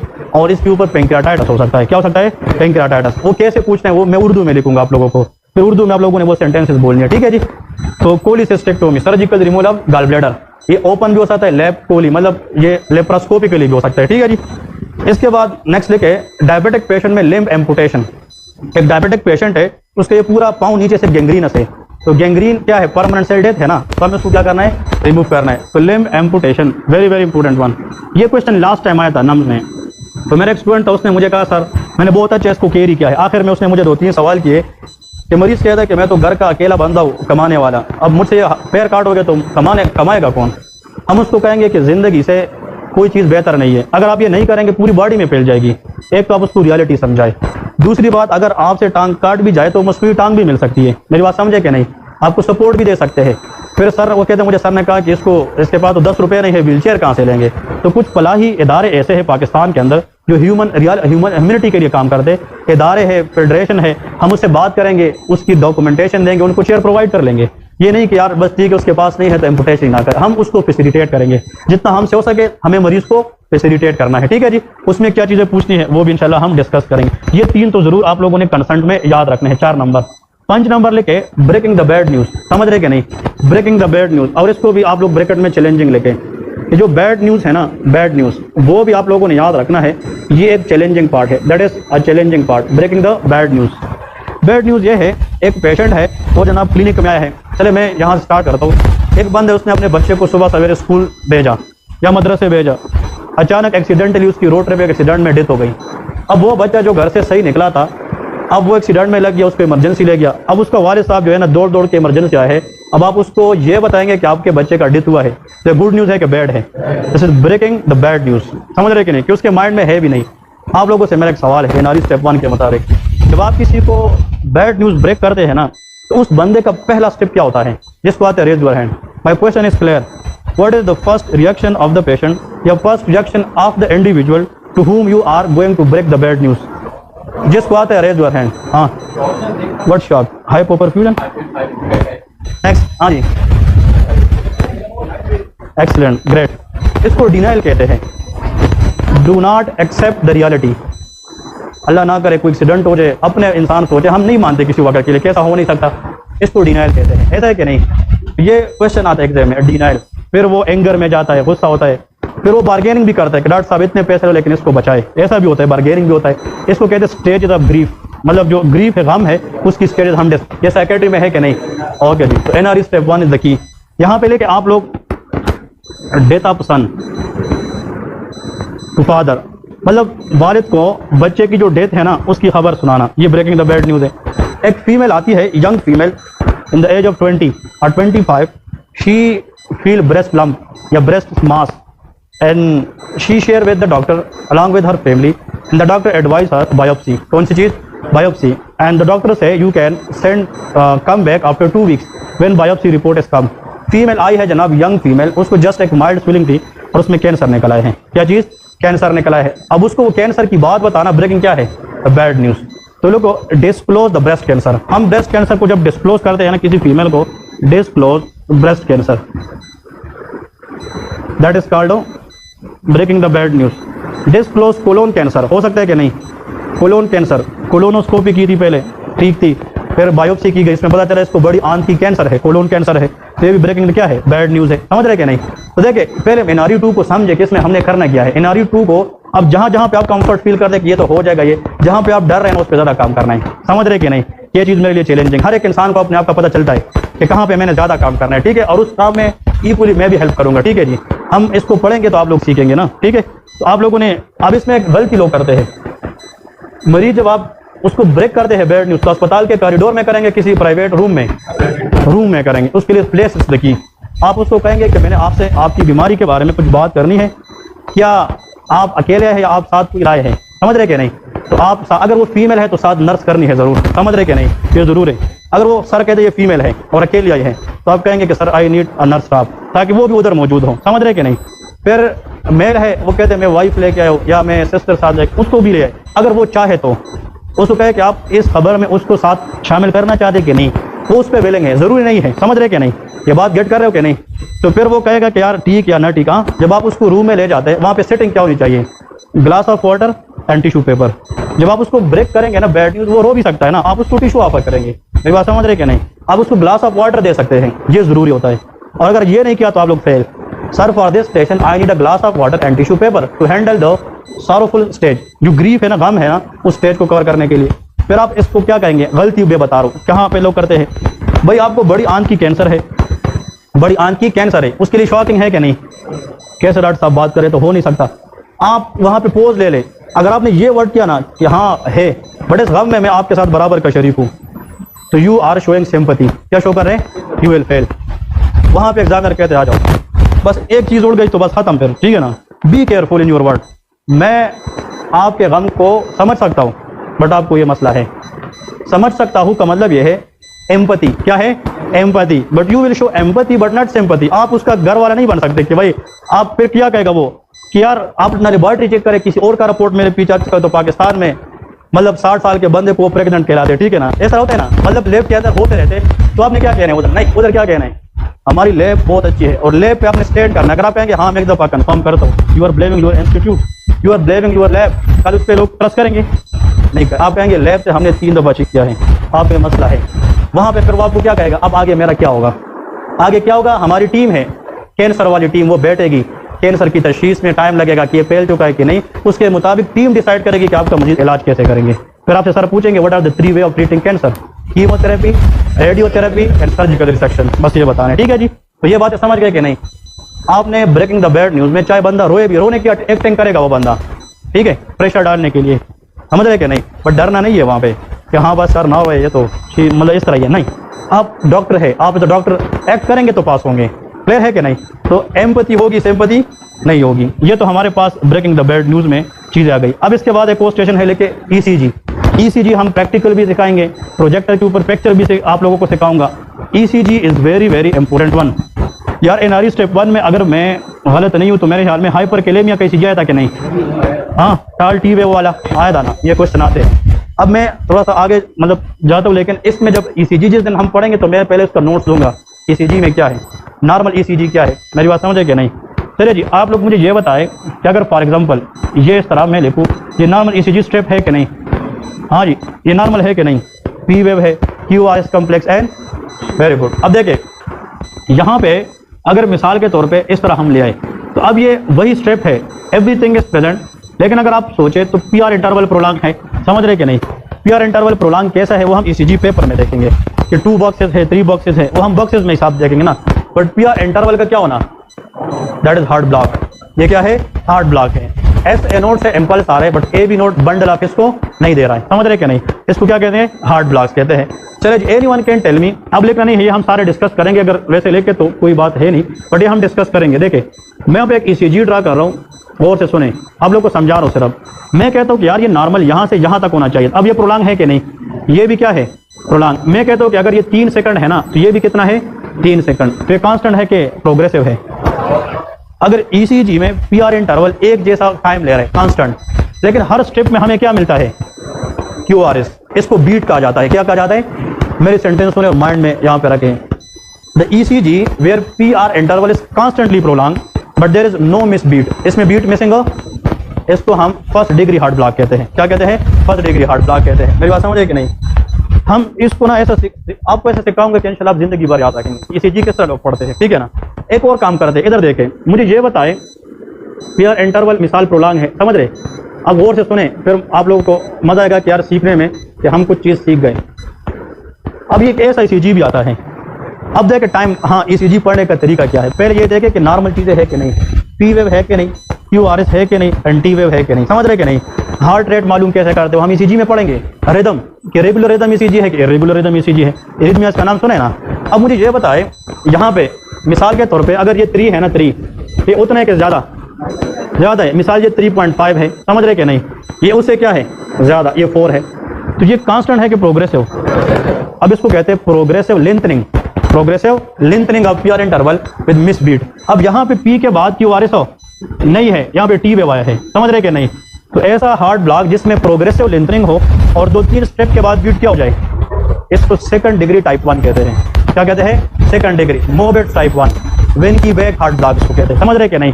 ये सेकंड डिग्री टाइप 1 है। चलिए इधर गौर से देखें। अब यहाँ पे अब आप लोगों ने डायग्नोज करना है, मुझे डायग्नोज ना बताए कि कौन सा, आप मुझे फाइंडिंग बताए कि सर इसमें मसला कहाँ पे आ रहे हैं। अब गौर से सुने, मैं कहता हूँ यार ये पीआर इंटरवल ये 3 सेकंड है, कितना है, तो ये उतना है कि नहीं। अब देखें ये जो है इधर यहाँ ये भी ऑलमोस्ट उतना ही है 3, ये भी उतना ही कि नहीं 3, लेकिन मसला कांस्टेंट है कि प्रोग्रेसिव। आप लोगों को ना सिखाऊंगा इंशाल्लाह, आप कार्डियोलॉजी में जाएंगे इजी क्वाड्रेटिक ECG, ठीक है। ये कांस्टेंट है कि ना प्रोग्रेसिव है, कांस्टेंट है। अब ये क्या है, तो जिंदगी भर जिधर भी काम करो ना, जहाँ पे कांस्टेंट प्रोलॉन्गेशन का वर्ड आ जाए PR, जहन में याद रखना है कि या तो फर्स्ट डिग्री है या सेकंड डिग्री है। सिमिलरिटी है कि नहीं, कांस्टेंट प्रोलॉन्गेशन इधर भी है इधर भी है, बट यहाँ पे बीट मिस हो और यहाँ पे बीट हो, तो ये सेकंड डिग्री टाइप 2 है, मोबेट टाइप, समझ रहे कि नहीं। तो कंपेरिजन आप लोग करें, फर्स्ट डिग्री में कांस्टेंट प्रोलॉन्गेशन, मोबेट टाइप 2 में भी कांस्टेंट प्रोलॉन्गेशन, फर्क मिस बीट का है, एक में बीट मिस नहीं होता और एक में मिस हो जाता है। चले जी, इसमें बीट है कि नहीं, ये आप लोग को मैंने ये बताया कि मोबेट टाइप 1 है कि नहीं, और ये क्या है टाइप 2 है कि नहीं। हाँ जी, इसमें बीट है कि नहीं, आप लोग इस वाले में इधर है बीट मिस हो जाता है, और इसमें तो जब एग्जाम में है ना कि इस ECG में बीट क्या है, तो वो कभी भी फर्स्ट डिग्री नहीं हो सकती, वो सेकंड डिग्री है। बीट मिस का मतलब सेकंड डिग्री, समझ रहे कि नहीं। अब बीट मिस के बाद अगर प्रोलॉन्गेशन क्या हो तो फिर टाइप 1 है, अगर प्रोलॉन्गेशन तो फिर टाइप 2 है। आप समझ गए कि नहीं, बहुत आसान है, बस इस पर थोड़ा सा मेहनत करना है। इधर देखें, एक और चीज दिखा रहा हूं, देखें अब इधर इसको देखें, हाँ इस ECG को देखें।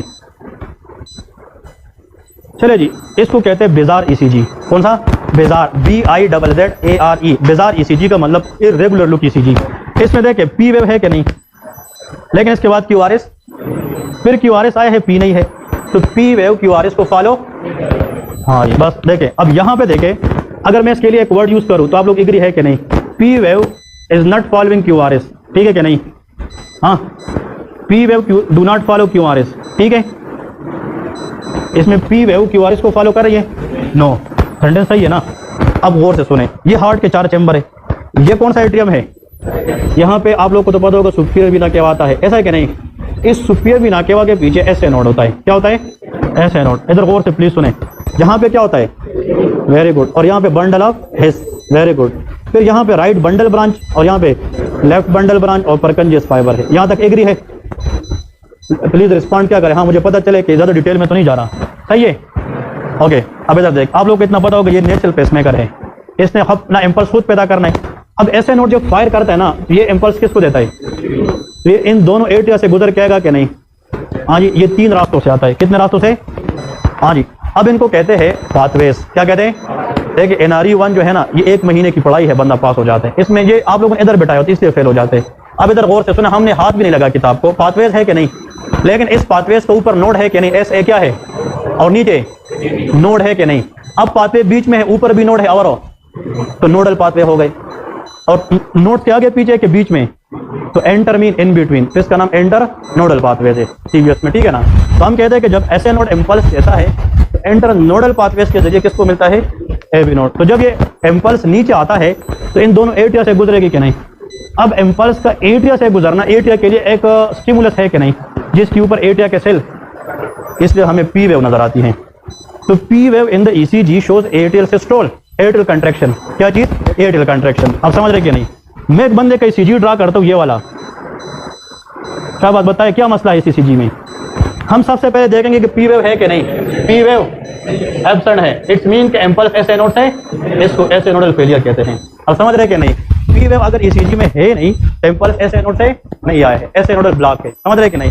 अब इधर देखें, हाँ गौर से, अगर इम्पल्स इधर आया तो दोनों एट्रिया क्या है, तो आप लोगों ने फिजियोलॉजी में पढ़ा होगा ए बी नोडल डिले, ये पढ़ा है, कितना होता है 0.1 सेकंड। अब ये डिले उतने टाइम के लिए होगा जितने टाइम के लिए एट्रिया क्या होंगे, कंट्रैक्ट होंगे। मेरी बात समझे कि नहीं। तो एट्रियल कंट्रैक्शन भी कितना टाइम लेगा, माइंड वाला गेम है, समझ रहे कि नहीं। तो जब आप लोग समझे कि जब ये कंट्रैक्शन खत्म करेगी तो फिर इम्पल्स ए बी नोड से बंडल अब किस में जाएगा, इसमें जाएगा। अब जब इम्पल्स किसके पास था, ये ना एट्रिया में था ना, वेंट्रिकल, तो पी वेव के बाद अपवर्ड डिफ्लेक्शन, डाउनवर्ड या स्ट्रेट लाइन, इसलिए P R interval A B nodal delay होता है। ये स्ट्रेट लाइन है, इसको आइसो इलेक्ट्रिक लाइन कहते हैं। क्या कहते हैं, आइसो इलेक्ट्रिक। मेरी बात समझे कि नहीं। अब जब इम्पल्स किसको मिला, बंडल ऑफ हिस, तो चेंज जाएगा कि नहीं, तो वो क्यू वेव देता है।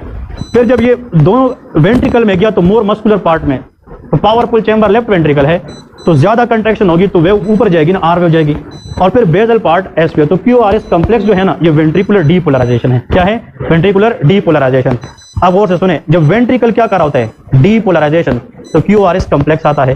जब एक दफा यहां तक हम पहुंच जाए ना, गौर से सुने, ये अब सुनने वाली बात है, जब यहां तक हम, यहां से तो स्टार्ट हुआ था ना किस चीज की, depolarisation, very good very good. तो यहां से जब यहां तक आ गए ना तो वेंट्रिकल कंप्लीटली डीपोलराइज्ड, ऐसा है कि नहीं।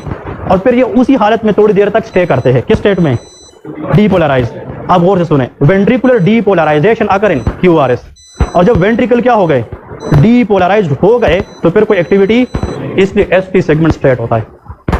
S T segment shows ventricle completely depolarised हो चुके हैं, but Q R S show कर रहा है कि वेंट्रिकल की डीपोलराइजेशन हो रही है। आप समझ रहे कि नहीं, दोनों में फर्क है कि नहीं, वेरी वेरी इंपॉर्टेंट वन। फिर वेंट्रिकल की रीपोलराइजेशन होगी तो वो हमें किस में मिलेगी, टी वेव में मिलेगी। आसान है कि नहीं। अब अगर मैं कहता हूं कि एक पेशेंट है, उसका कौन सा नोड बिल्कुल काम नहीं कर रहा, A B node, A B node complete block है, तो यहां तक इम्पल्स आएगा ना, तो पी वेव होगी, वेरी गुड होगी, बट ये जो वेंट्रिकल है ना, अब ये इसके साथ सिंक्रोनाइज नहीं करेगी, क्योंकि इधर बंद है, इम्पल्स नहीं दे रहा। तो रिजर्व पेसमेकर एक बंडल ऑफ है, क्या है, बंडल ऑफ। जब उसको किसी वक्त के लिए ऊपर से आवाज नहीं आ रही ना, स्टिमुलस, ये खुद बहुत चलना शुरू हो जाता है, रिजर्व पेसमेकर, समझ रहे कि नहीं। तो फिर बंडल ऑफ हिस भी क्या करेगी, कंट्रैक्ट, तो क्यू आर एस भी आएगी ना। लेकिन ये क्यू आर एस इस पी वेव को फॉलो, क्योंकि ए बी नोड कंप्लीटली, तो ऐसा ईसीजी जिसमें P wave Q R S को फॉलो, इसको कंप्लीट हार्ट ब्लॉक कहते हैं। आप समझ रहे कि नहीं। और इस पेशेंट को हम डेफिनेटली पेसमेकर डालते हैं, क्या डालते हैं, पेसमेकर, समझ रहे कि नहीं। लेकिन इस पर डिटेल नहीं, हम ईसीजी पे 3 घंटे कलेक्ट कर लेंगे अलग से, समझ रहे कि नहीं। इसमें हम सारी चीजें डिस्कस करेंगे, बट आपको समझाने कि क्या है, किस तरह जाने, ताकि आप लोग माइंड सोचे कि एवरीथिंग इज इजी, बस हमें इंटेंशन पॉजिटिव रखने हैं। इसमें हम मायोकार्डियल इन्फार्क्शन की ईसीजी, एमआई के टाइप्स, इंफीरियर वाल एमआई, लेटरल वाल एमआई, फिर कौन सा, यस आर्टियोसेप्टल वाल एमआई, ठीक है जी। फिर इसमें इंफीरियर वाल एमआई, लेटरल वाल एमआई, फिर उसकी लीड्स होते हैं 2-3 AVF या V5 V6 AVL, ये सारे हम डिस्कस करेंगे। Atrial Flutter versus atrial fibrillation discuss करेंगे। एक आधे ब्रूगाडा सिंड्रोम, ये हम डिस्कस करेंगे, कॉमन यंग एज में होता है, इनहेरिटेड डिजीज है। ये पैटर्न किसी ने सुना है, जिसने सुना है जस्ट रेज योर हैंड, बता नहीं है, ये किसी के नजर से गुजरा है, हाँ रेज योर हैंड, बस 2 बंदों ने सुना है। हाँ, ये पल्मोनरी एम्बोलिज्म होता है। क्या होता है, पल्मोनरी एम्बोलिज्म। इसका मतलब क्या है, ये तो बताए ना, इसका मतलब कौन समझा सकता है, क्या रटा है, रटा है, हाँ किधर,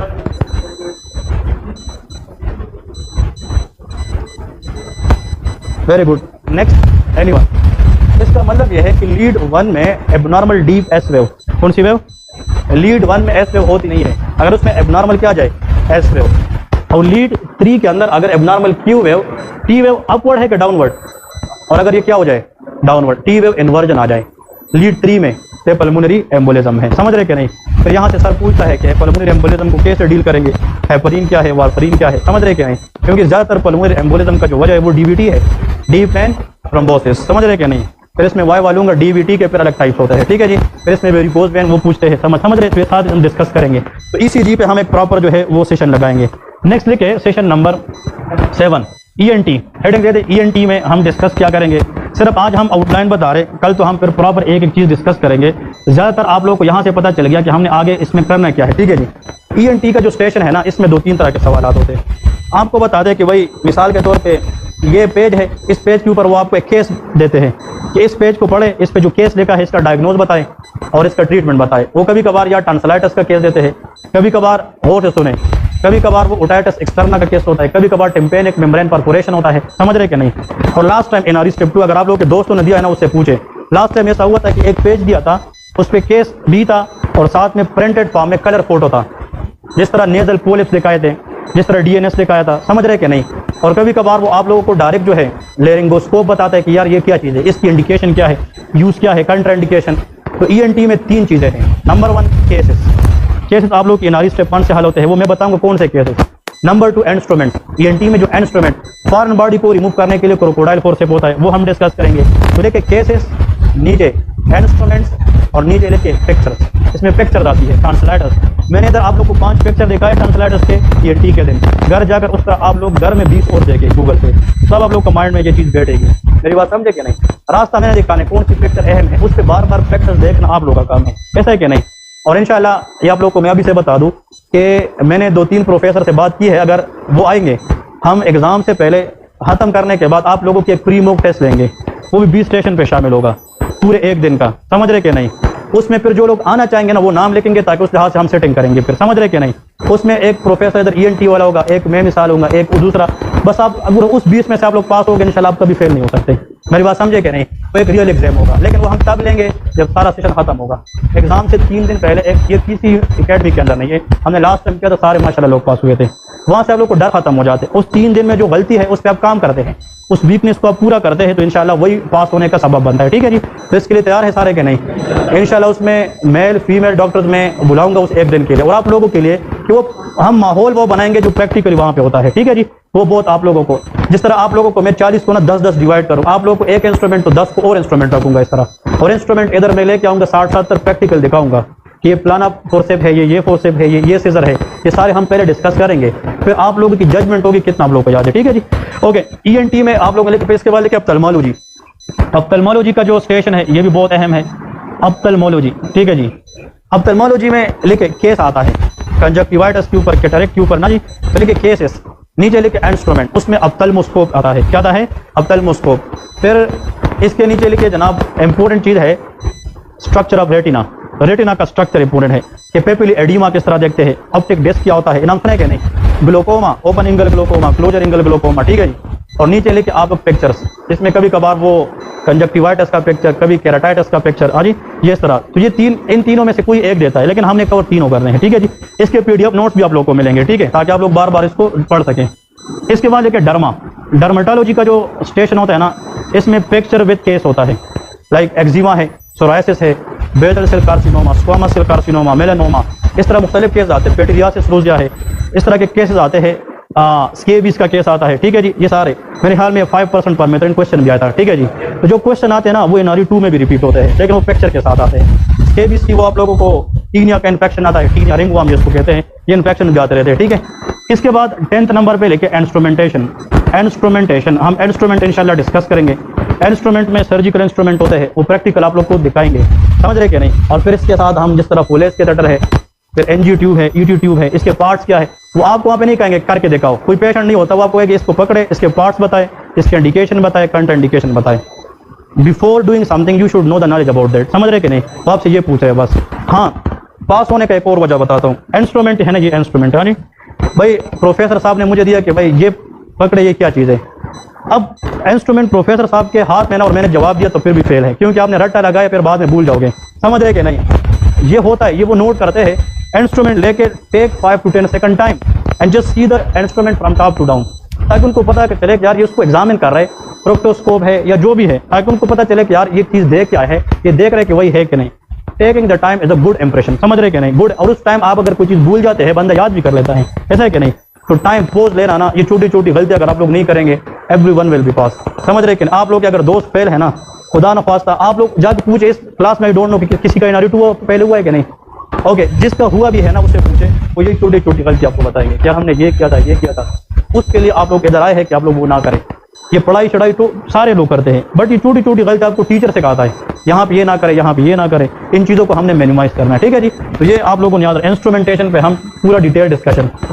इसके नीचे लेके सूचर्स हम डिस्कस करेंगे, स्टिचेस कैसे लेते हैं, ठीक है जी। स्टिचेस के ऊपर आप लोगों को देखिए, वहाँ पे अभी तक एनआरई 2 कि जितने एग्जाम हुए हैं ना, किसी को ये नहीं बताया कि स्टेटस करे, या किसी को ये नहीं कहा कि आप स्टेच ले ले, नहीं, बट ये ज़रूर बताया कि वाइकल है तो उसका इस्तेमाल क्या है, यार प्रोलीन है तो इसका इस्तेमाल क्या है, सिल्क है तो उसका इस्तेमाल क्या है, एक होते मोनोबेडेड, एक होते मोनोफिलामेंट, मल्टी फिलामेंट, ऐसा है कि नहीं। फिर इसमें वाइवा होता है कि कौन सा स्टिच कहाँ पे लगता है, कितने दिन तक रहता है, सी सेक्शन की स्टिचेज है, कोलिसिस्टेक्टोमी की स्टिचेज है, पेंडिसेक्टोमी की स्टिचेज है, ये हाँ डिस्कस करेंगे। स्टिचेज के साथ एक चीज़ लेके ये भी पूछते post operative care, post of care important है कि नहीं, मतलब ऑपरेशन के बाद केयर कैसे करते हैं, पेशेंट की वूंड केयर कैसे करते हैं, ये बहुत इंपॉर्टेंट है। इसकी जनाब कवरेज कैसे करते हैं, ये भी एग्जाम में आता है, बहुत अहम है, वेरी इंपॉर्टेंट। BLS, कौन सा, BLS एंड ALS, ये बहुत अहम है, ये मैंडेटरी स्टेशन होता है, BLS ALS, ये किसी भी हेल्थ केयर प्रोवाइडर को पता होना चाहिए। चलिए जी, anyone can tell me BLS कब करते हैं, when BLS needed is there for a patient, बताए शाबाश, जाग जाए। हाँ, ट्रोमा, आया every trauma need BLS, no. Authentic जवाब कौन देगा कि BLS हमें कब करनी पड़ती है, जिसमें दूसरी बात ही ना हो। हाँ, व्हाट इज कार्डियक अरेस्ट, अब मेरा क्वेश्चन ये कार्डियक अरेस्ट क्या है, ये बहुत अच्छा उसने जवाब दिया, what is cardiac arrest, heart can't functioning, तो आई मीन कि हार्ट फेलियर कार्डियक अरेस्ट एक चीज़ है, उसमें तो हार्ट काम नहीं कर रहा। हाँ, what is the difference between heart failure cardiac arrest,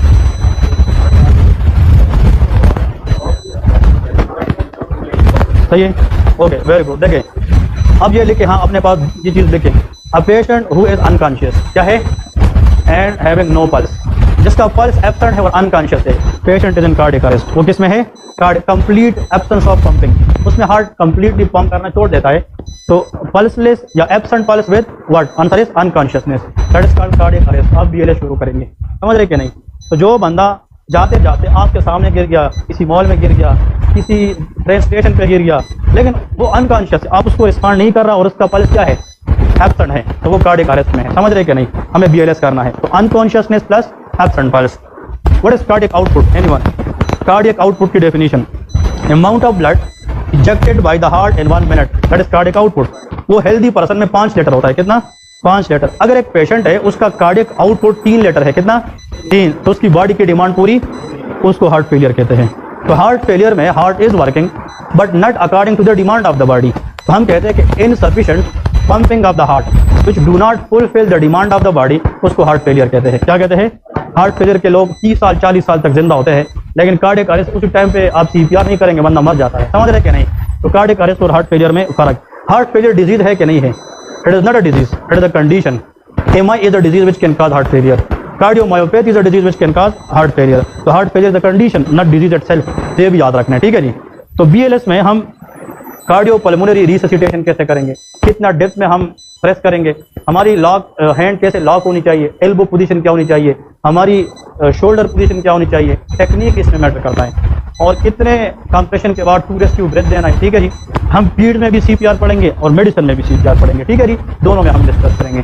फिर इसके बाद नेक्स्ट आप लोग लिख सकते हैं 13 नंबर पे गायनी, गायनी का स्टेशन जो है बहुत अहम है, ठीक है जी, gynae very very important one. Gynae में 80% ये आता है कि एक यंग फीमेल है और उसको जनाब कंट्रासेप्टिव मेथड चाहिए, क्या है, OCPs, क्या है, अगर कंट्राइंडिकेशन ना हो वो हम पढ़ेंगे, ठीक है जी। तो गायनी में OCPs के ऊपर क्वेश्चन, गायनी में एक यंग फीमेल है उसको एमेनोरिया है, उसकी हिस्ट्री किस तरह लेते हैं, एक फीमेल है उसको वजाइनल डिस्चार्ज है, उसकी हिस्ट्री किस तरह लेते हैं, तो डिफरेंट चीज़ें तो मैं बताऊंगा। Gynae very very important. Gynae में आप लोग यहाँ पे सिर्फ ब्रैकेट में लेके इसमें जस्ट केसेज या पूछते हैं या हिस्ट्री, बस इन दोनों में, केसेज या हिस्ट्री, ये दोनों चीज़ें इसमें आती है, ठीक है जी।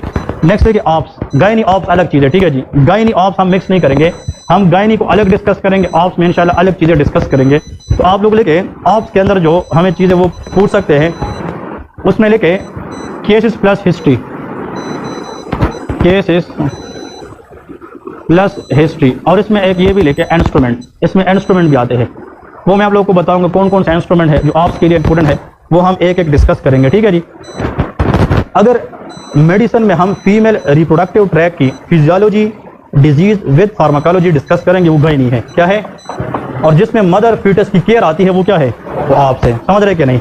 ऑप्स में आप लोगों को शायद प्रीक्लाम्शिया, इक्लाम्शिया, ठीक है जी, जेस्टेशनल हाइपरटेंशन, जेस्टेशनल डायबिटीज, हेल्थ सिंड्रोम का नाम सुना है, ये भी आता है। एबॉर्शन के ऊपर क्वेश्चन आता है कि नहीं, ये भी नारी 2 में आता है, ठीक है जी। PPH, postmortem haemorrhage, uterine atony क्या है, रिटेन प्लेसेंटल टिश्यू क्या है, प्लेसेंटा प्रीविया एब्रैक्शियो प्लेसेंटा में क्या फ़र्क है, ये सारे आउट क्वेश्चन होते हैं, ये कभी मिस नहीं होते, ठीक है जी, ये ज़रूर आते हैं। या कभी कभार प्रीनेटल टेस्टिंग आती है, एमनियोसिंथेसिस, CVS, क्वाड स्क्रीनिंग क्या है, ये क्यों कराते हैं, डाउन सिंड्रोम क्या है, एडवर्ड सिंड्रोम क्या है, और आप लोग को शायद NRE 1 में ये भी आता है टेट्रालॉजी ऑफ फेलोट, तो ये कंजेनिटल हार्ट डिजीज जलाता है, ठीक है जी। NRE 2 में भी cyanotic heart disease versus acyanotic, बिल्कुल इस तरह तरीका सिखाऊंगा, बिल्कुल नहीं भूलेंगे, ठीक है, रटने नहीं है। साइनोटिक और एसाइनोटिक का डिफरेंस मैं आप लोग को सिखाऊंगा।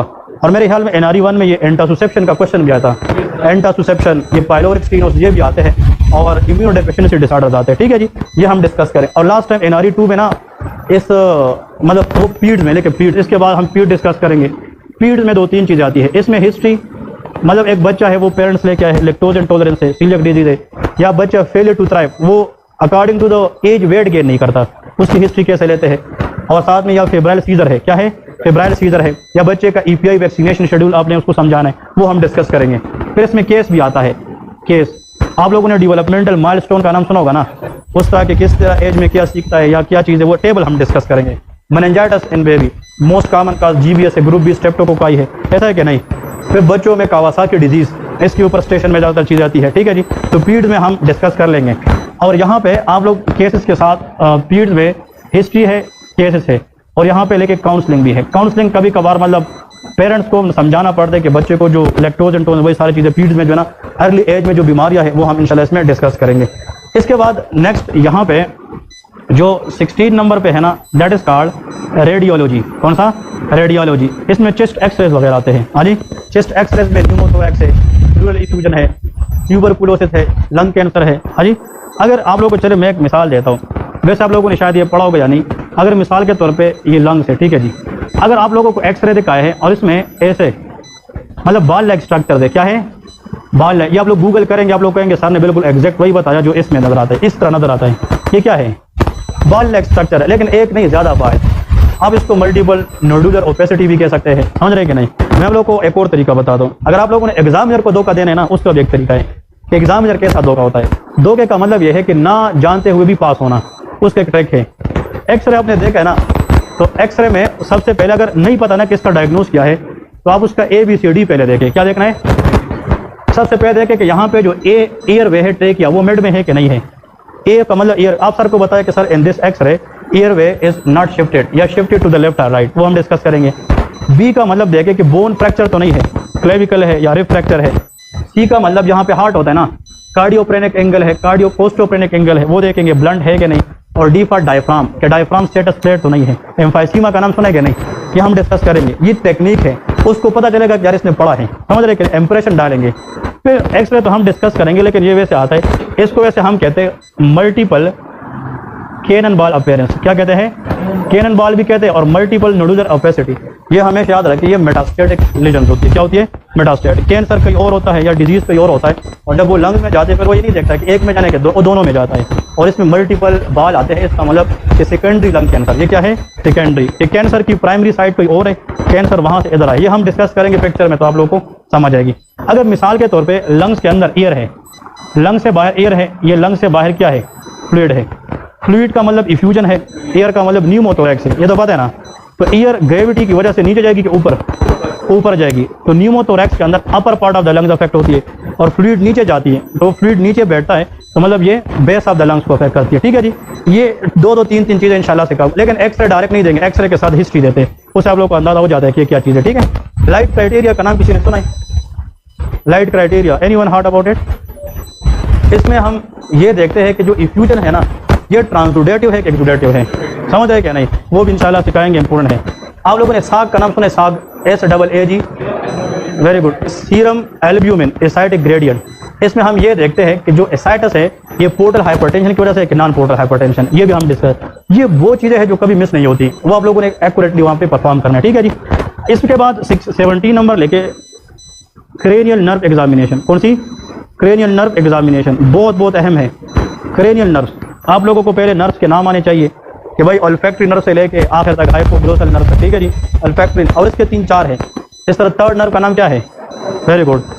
फोर्थ का नाम क्या है, और सिक्स का अब्डूसन। तो ये तीनों जो है ये ऑक्यूलर मसल को कंट्रोल करते हैं। तो हमें एट साइन देखना है, एट साइन के अंदर पता होना चाहिए कि आप किस मसल को देख रहे हैं, किस नर्व को टेस्ट कर रहे हैं, उस हमें पता होना चाहिए। फिर फेशियल नर्व हम डिस्कस करेंगे, फेशियल एक्सप्रेशन वगैरह कंट्रोल करता है। बेरस पॉलिसी का नाम सुना है ना, वो हम डिस्कस करेंगे इसके अंदर। और इसमें ग्लासोफेरेंजियल नर्व वेरी इंपॉर्टेंट, और वेगस नर्व ये हम डिस्कस करेंगे, ठीक है जी। एसेसरी नर्व कौन सी नंबर पे है? हाँ 11। सेंसरी है कि मोटर है कि दोनों? एसेसरी नर्व मोटर है। इसके बारे में एक दफा क्वेश्चन आया था कि name the two muscle which control by this nerve. Sternocleidomastoid muscle and trapezius muscle, समझ रहे कि नहीं? ये दोनों, वो भी हम डिस्कस करेंगे कि उसको कैसे चेक किया जाता है, ठीक है। तो cranial nerve examination is very very important. इसमें अगर आप लोगों ने वैसे हैंड्स 3rd 4th और 6 ये कट आता है, 7 इज वेरी इंपॉर्टेंट, 9 और 10 ये 5 नर्व है ना, ये तीनों तो इकट्ठा हम चेक करते हैं, ये बहुत इंपॉर्टेंट है, ठीक है जी। ओके, ट्राइजेमिनल नर्व की 3 ब्रांचेस है, ऑप्थेल्मिक है, मैंडिबुलर है, मैक्सिलरी है, वो भी डिस्कस करेंगे, ठीक है जी। 18 नंबर पे लेके फ्रैक्चर्स, एक स्टेशन फ्रैक्चर्स पे आता है, बोन फ्रैक्चर्स वगैरह है, ठीक है जी। या एक्सरे देते हैं जॉइंट डिस्लोकेशन का एक्सरे वगैरह होता है। फिर वो मैनेजमेंट पूछते हैं, शायद NRE 1 में भी एक 2 क्वेश्चन इसके आए हैं कि मैनेजमेंट भी पूछते हैं कि इसका मतलब क्या करना है, रिडक्शन करना है, ओपन रिडक्शन, इंटरनल फिक्सेशन करना है, क्लोज रिडक्शन करना है, ठीक है जी। शोल्डर जॉइंट डिस्लोकेशन में कौन सी नर्व डैमेज होती है, एक्सिलरी नर्व है। तो ये क्वेश्चन वो आप लोगों से वाइवा में पूछ, लेकिन फ्रैक्चर्स हम प्लस जॉइंट डिस्लोकेशन ये दोनों इंशाल्लाह इसके अंदर डिस्कस करेंगे। यहाँ पे इसके साथ देखिए हमने यहाँ पे 2-3 चीज़ें और भी, जिस तरह ये रेडियोलॉजी के अंदर ये फ्रैक्चर इसके साथ हम ऐड नहीं करेंगे। रेडियोलॉजी में NRE 2 एग्जाम पिछले 10 साल का भी आप उठाकर देखेंगे ना, तो किसी को CT स्कैन या MRI वगैरह नहीं आता, ये थोड़ा सा हायर लेवल है, लेकिन हम करेंगे क्योंकि नहीं पता होता कि एग्जाम में आते नहीं आते। But CT scan of the common disease, stroke के बारे में समझ रहे कि नहीं, CT स्कैन, एपिड्यूरल हीमाटोमा, सब ड्यूरल हीमाटोमा, इसे क्वेश्चन आया था कि नहीं, ये क्वेश्चन इंपॉर्टेंट है। और सब अरेक्नाइड हीमोरेज, समझ रहे कि नहीं, इसके जो क्वेश्चंस होते हैं ना वो आप लोगों को बार बार रिपीट होते हैं, तो हमें इसके बारे में भी चीज़ें करनी पड़ेगी, ठीक है जी। MRI और CT स्कैन ये 2-3 चीज़ें हैं, लेकिन इसके ऊपर क्वेश्चन जरूर आते हैं। अगर आप लोग इसको सही तरीके से डील करेंगे तो इससे भी आप लोग को ज़्यादातर फायदा हो जाएगा, ठीक है। और आखिर में ये जो पीट्स के स्टेशन होते हैं, पीट्स 2 आते हैं, इधर भी एक सर बैठा होता है पीठ, इसके आते हैं, तो उधर पीट्स के अंदर केस भी पूछता है। पीट्स कभी कभार 2 भी होते हैं, जिस तरह डर्मा 1 है, गायनी 1, तो पीट्स 2 होती है। एक मैंडेटरी स्टेशन पीट्स का होता है, समझ रहे हैं, जिसमें आपने केस डायग्नोज करना होता है, मतलब आप उसमें हिस्ट्री लेते हैं, बच्चे की जो डिलीवरी मेथड है, बच्चे का वैक्सीनेशन हिस्ट्री, ये सारा उसके अंदर ना प्रॉपर तरीके से। पीट्स का हिस्ट्री ये मेडिकल के हिस्ट्री से काफ़ी डिफरेंट होता है, ठीक है जी, वो हम आखिर में ये डिस्कस करेंगे। इधर 19 नंबर पे लेके लैब इंटरप्रिटेशन, क्या चीज़ आती है? Lab interpretation. इसका मतलब ये है, इसमें आप लोगों से वो ये पूछते हैं कि आप लोग को एक ब्लड CP देते हैं, इसमें देख कि अनीमिया है कि नहीं है, आप लोगों ने HB देखना है ना, फिर वो ब्लड CP देते कि इसमें पॉलीसाइथीमिया है कि नहीं है। इस तरह वो आप लोग को LFT दे सकते हैं, RFT दे सकते हैं, TFT दे सकते हैं, मतलब 4-5 टेस्ट ऐसे हैं जो मैं आप लोगों को सिखाऊंगा कि इसकी इंटरप्रिटेशन क्या है। हाँ जी, ये बहुत अहम है। मतलब थायराइड फंक्शन टेस्ट में हाइपरथायराइडिज्म है तो प्राइमरी है कि सेकेंडरी है, इस तरह हाइपो प्राइमरी है कि सेकेंडरी, फिर आपसे पूछेंगे ग्रेव्स डिजीज क्या है, हशीमोटो थायराइडाइटिस क्या है, ठीक है जी, ये क्वेश्चन आते हैं। तो लैब इंटरप्रिटेशन, लेकिन इसमें मैंने जो आज तक देखा है ना, जो आता है वो ABGs है। क्या है? ABGs, arterial blood guesses. ये मेटाबॉलिक अल्कलोसिस है कि एसिडोसिस है, उसका बिल्कुल आसान तरीका है, बिल्कुल आसान तरीका है कि यार स्पायरेटरी इशू है या मेटाबॉलिक इशू है, आप लोग को ट्रिक सिखाऊंगा, वेरी इजी टू अंडरस्टैंड, ठीक है जी। और इसमें एक चीज़ हम ऐड करेंगे, how to calculate anion gap. कौन सा चीज़? Anion gap. ये क्वेश्चन आता है, अनाइन गैप किन कंडीशन में बढ़ता है, किन में नॉर्मल होता है, ठीक है जी। और आखिर में 20 नंबर पे ये आखिर में एक रियल गेम चेंजर होगा, इसको हम समराइजेशन कहते हैं। समराइजेशन का मतलब ये होता है कि जो चीज़ हम पढ़ चुके होंगे ना सारे के सारे स्टेशन, आखिर में उन स्टेशन से प्योरली जो इंपोर्टेंट चीज़ें हैं ना, जो किसी कीमत पे नहीं छोड़ना, उसका मैं एक PDF नोट्स बनाऊंगा। वैसे तो आप लोग को डेली भी नोट्स मिलेंगे ना कल से, लेकिन आखिर में हम एक और नोट्स बनाएंगे जो एग्जाम से 2 दिन पहले आप लोगों ने वही डेफिनेटली 3 दफ़ा रिवाइज करना है। उसमें आप एग्जामिनेशन तो आप लोगों ने 10 किए होंगे, जो उन 10 में से मुझे 3 लगेंगे जो बहुत अहम है, वो आप लोगों ने आखिर दिन में ज़रूर करना है। अब आखिरी जब 2 दिन रह जाएंगे तो आप फिर पूरा कोर्स नहीं कर सकते। अभी से जो लोग दिन में पढ़ेंगे, डेली पढ़ेंगे, वो फ़ायदे में है। कल मैंने एक हिस्ट्री पढ़ाई, एक फॉर्मेट मैंने सिखाया ना कि हिस्ट्री ये है। अच्छे स्टूडेंट वो है कि घर जाके मैंने फ्यूअर पढ़ा है तो वो कब की हिस्ट्री लिख के मुझे कल दिखाया कि सर ये मैं ठीक हूँ कि गलत हूँ, समझ रहे कि नहीं। तो ऐसा नहीं कि आज हिस्ट्री खत्म तो कल एग्जाम में, तो बस हिस्ट्री साथ साथ चलनी चाहिए। डेली जो भी हम पढ़े वो तो आप लोगों ने करना है, और 80% इस एकेडमी से आप लोगों ने करके जाना है कि घर के लिए इतना ज़्यादा चीज़ें ना छोड़े बाद में। मेरी बात समझे कि नहीं? तो आप लोगों ने हिस्ट्री, एक हिस्ट्री दिन में ज़रूर, आज अगर एक हिस्ट्री आप लोगों से 1 घंटा लेगी ना, 1 हफ्ते के बाद वो आप लोगों से 40 मिनट लेगी, क्योंकि प्रैक्टिस हो जाएगी। सेम चीज़ आपको आखिरी 1 हफ्ते में 5 मिनट में हो जाएगी, समझ रहे कि नहीं। आप लोगों ने टाइम क्लोज करना है, और हिस्ट्री टेकिंग आर्ट्स का आप लोगों ने टाइम लगाना है। एग्जामिनेशन हिस्ट्री देखिए, ENT डर्मा ये आप लोग के पास नोट्स मौजूद है, हम भी देंगे आप लोग के, वो रट्टे वाली चीज़ें हैं। इंस्ट्रूमेंट समझना, एग्जामिनेशन कैसे करते हैं, अप्रोच क्या है, और ये काउंसलिंग, ये चीज़ें आप लोगों ने नहीं सीखनी है। जो चीज़ न्यू है ना उस पर टाइम ज़्यादा लगाए। मेरी बात समझे कि नहीं? ज़्यादातर लोग होते हैं ना वो थ्योरी से नहीं, मैं चाहता हूँ कि जो चीज़ न्यू है सबके लिए ना तो पहले हम वो करें। अगर आप पहले 1-10 दिन में वो चीज़ें करेंगे जो न्यू है, वो बाद में आपको बार बार रिवाइज भी करोगे, लेकिन पढ़ाई नहीं छोड़नी। समझ रहे कि नहीं? घर जाके हॉस्टल जाके एक टाइम सेट करें, यार हम 2 स्टूडेंट रहते, दोस्त थे, आज सर ने ये बताया दोनों प्रैक्टिस करेंगे। ये सारा प्रैक्टिस गेम है। मेरी बात समझे? एकेडमी यहाँ पे मिसाल कल क्लास खत्म होने के बाद 4 बजे तक आप लोग इधर भी बैठ सकते हैं, नीचे भी रूम है, आप लोग प्रैक्टिस कर सकते हैं। इट्स ऑल अबाउट कि आप लोग अपने आप को कितना टाइम देते हैं। मेरी बात समझे कि नहीं? जो बंदा अपने आप को टाइम देगा वो पास है। मेरा काम पढ़ाना है, आप लोग मुझे इधर घंटे की बजाय 2 घंटे कहेंगे ना, मैं फिर भी रुक जाऊंगा कि आप लोग का ट्रस्ट मेरे लिए बड़ी चीज़ है। बट परफॉर्मर आप लोग है ना, परफॉर्म तो आप लोगों ने करना है। आप मुझे कहे सर हम नीचे 2 बंदे बैठे 5 मिनट की राह हमें देखे कि हम ठीक करें कि गलत, मैं 5 मिनट गिराता रहूँगा, जो गलती वो बताऊँगा, फिर प्रैक्टिस करोगे। ऐसा है कि नहीं? तो भाई इस चीज़ से फ़ायदा हासिल करें। हमारे साथ NRE 2 में जो लोग पास हुए थे ना, NRE 2 में, वो यकीन करें क्लास से पहले आते थे, प्रैक्टिस करते, क्लास के बाद में चला जाता वो प्रैक्टिस करते थे, क्योंकि उनको पता था कि यार सर का भी इसमें काम है, हमारा काम है ये चीज़। तो इंशाल्लाह जो जो चीज़ मुश्किल है ना उस पर मेहनत ज़्यादा करनी पड़ेगी, और पास हम सब ने होना है, ठीक है ना? एक सिंगल बंदा भी फेल ना हो, हर एक बंदा पास हो। ये चीज़ आपको इंशाल्लाह पास करेगी कि आप यहाँ से सोचेंगे कि मैं चले जी। मैं लास्ट सवाल पूछता हूँ आप लोगों से। आप लोग जब इधर आ रहे थे ना सुबह क्लास से पहले, और आप लोग जब इधर जा रहे हैं, तो कुछ फ़र्क है कि नहीं है? 1000 गुना फ़र्क है। तो कल अगर ये चीज़ आप लोग 1 महीना चलाएंगे तो कितना फ़र्क आएगा? डेफिनेटली विल पास, ठीक है? एग्जाम मैं स्टूडेंट को क्या कहता हूँ पता है? मेरा एक तरीका है, मेरा मोबाइल भरा हुआ इन लोगों का भी देखा तो 150 से सर हमें अलाउ कर दीजिएगा नहीं। मैं स्टूडेंट को एक चीज़ कहता हूँ, क्लास आए और अगर आने के बाद आप जाए और कुछ फ़र्क महसूस हो तो फिर ज्वाइन करें, वरना फिर वेस्ट ना करें, कहीं और जाए। मेरी बात समझे कि नहीं? You should feel the difference. यार मैं जब आ रहा था तो मैं किस तरह था, जब जा रहा हूँ तो कैसा हूँ। If you touch here something that I learn something, ये आपकी जीत है। मेरी बात समझे कि नहीं? और मैं जब NRE 1 वालों को पढ़ाता हूँ या इस तरह FCPS वालों को, तो मैं उनको यही कहता हूँ यार हर चीज़ आसानी अप्रोच होना चाहिए, बस उस चीज़ की तरफ सोच होनी चाहिए कि यार मैंने ये करना है। और आप लोगों ने NRE 1 किया है, हज़ारों लोगों ने फेल किया, आप लोगों ने क्यों किया है? आप लोगों में अल्लाह ने गट्स रखे हैं, इतनी जगह है, तो आप लोग NRE 2 में भी पास हो जाएंगे। सही है? तो लोगों की बातें सुने, करे वो जो आप लोगों को मैं बता दूँ, और आप लोग अपना माने, जो अपना दिल उस पर मुतमैन होना वो करें। और अगर आप लोगों की बातों में आएंगे ना, इधर के रहेंगे ना उधर के रहेंगे। अगर आपको कोई कहे ना यार फलाना चीज़ करो वरना फेल हो जाएगी, वो इसलिए करेगा क्योंकि उनके पास हम जैसे मेंटरशिप नहीं होगी। आप लोगों ने तो मेंटरशिप लिया है, तो हम जानते कि क्या करना है क्या नहीं करना है, ठीक है जी? तो be simple and stay positive. 10 घंटे डेली पढ़ने से बेहतर है कि 2 घंटे पढ़े बट रोज़ पढ़ें। Consistency in the study is the key to success. मेरी बात समझ रहे कि नहीं? अगर आज आप 10 घंटे पढ़ेंगे और फिर 3 दिन सोएंगे तो फिर क्या फ़ायदा? स्टूडेंट है कि यार मुझे नड़ से यार 14 घंटे कल का पढ़ो क्योंकि मैंने 1 हफ्ता सोना है, तो कोई फ़ायदा है? 2 घंटे पढ़े, नमाज पढ़े, वॉक करे, गपशप लगाए, बट 2 घंटे अपने आप को दे। तो 2 घंटे में social media, mobile, laptop side पे होना चाहिए। Focus in your work. आप मज़े फील करेंगे, आपको एंजॉयमेंट आएगी यार सर ने मुझे सही। और ये मेरा बिलीफ है, 2 घंटे जो पढ़ेगा आज से, इसमें पढ़ना क्या यार, सीखना है ना, करना है। और अगर आप लोग इधर जूस रखेंगे 2 बंदे और प्रैक्टिस भी करेंगे, टाइम भी गुजरता जाएगा, बोर भी नहीं होंगे और सीखते भी नहीं जाएंगे। कल गलती करोगे यार सर से हमने पूछने, आप आए मैसेज ना करें क्योंकि मुझे नहीं पता चलता कौन मैसेज करे, मुझे कल बताए कि सर ये हल करें, मैं पहले इंशाल्लाह उसको हल करूँगा, ठीक है जी? आप लोग का काम क्या है? हमारा काम आप लोगों को मोटिवेट करना है और आप लोगों ने करना है। तो इसके लिए तैयार है कि नहीं?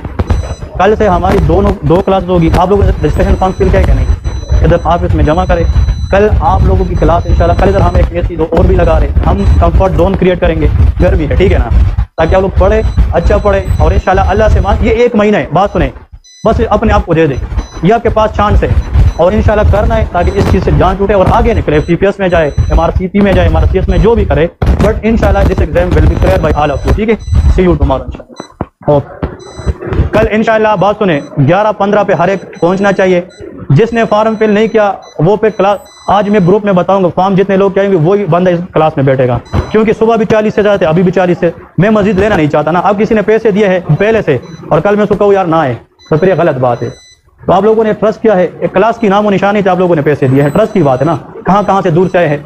तो क्लास फॉर्म फिल करें, जो फॉर्म फिल करेगा आज शाम में ग्रुप में मैसेज करूंगा और उसी ग्रुप में इंशाल्लाह हम फिर डिसाइड करेंगे कि ये लोग इस टाइम पे आएंगे, फिर इसके अलावा इन आउट नहीं होगा ज़्यादा। और आप लोग सुबह नहीं आ सकते, सुबह वाले इस क्लास में नहीं आ सकते, आप लोग का अपना ग्रुप होना चाहिए, उनका अपना ग्रुप होना चाहिए। मेरी बात समझे?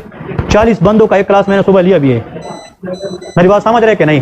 तो मिक्सचर नहीं होना चाहिए। बात सुने, आज देखें ये भाई कहीं और सा है, ये कहीं और, ये मिलेंगे, गप होगी तो आप लोग की कम्बिनेशन बनेगी और 2 दिन के बाद वो गपशप हो जाएगी, बस फिर प्रैक्टिस करें, एक कम्बिनेशन आप लोग क्रिएट करें। मेरी बात समझे कि नहीं? अपने आप को नज़दीक लाए, मेहनत करें, कम्बिनेशन क्रिएट करें। और इंशाल्लाह एक और चीज़, ग्रुप में मुझे ये बताएंगे 2 दिन तक सारे कि कौन सा टाइम है शाम के वक्त जो सब लोग फ्री होंगे, आधा घंटा जो चीज़ हम पढ़ेंगे उसमें मैं रैंडम क्वेश्चन करूँगा ग्रुप में, ताकि आप लोग उसका आंसर दिया करें। हर क्वेश्चन में 30 सेकंड का टाइम होगा और जो आंसर है फिर आंसर मैं दूंगा। जिसको आता है वो कॉन्फिडेंट होगा, नहीं आते वो अपनी कमी पूरी करेगा। मेरी बात समझे क्या नहीं? इंस्ट्रूमेंट मैंने पढ़ा है, मैं उस इंस्ट्रूमेंट का इस तरह रैंडम पिक से गूगल से उठा कर दिया, भाई आइडेंटिफाई द इंस्ट्रूमेंट, ऐसा है कि नहीं? Identify ECG। तो इसके लिए आप लोग तैयार है कि नहीं? ये हम 2-3 दिन बाद स्टार्ट करेंगे एक्टिविटी। एक टाइम ऐसा रखेंगे जो नमाज का ना हो, आप लोग भी फ्री होता है कि उसमें सब हिस्सा लें, ऐसा है कि नहीं? तो आप लोग फिर मुझे इंशाल्लाह कल परसों तक फिर बताएंगे, ठीक है? ठीक है तुम्हारा इंशाल्लाह। ओके, अपनी बात आप लोग जमा करके जाए।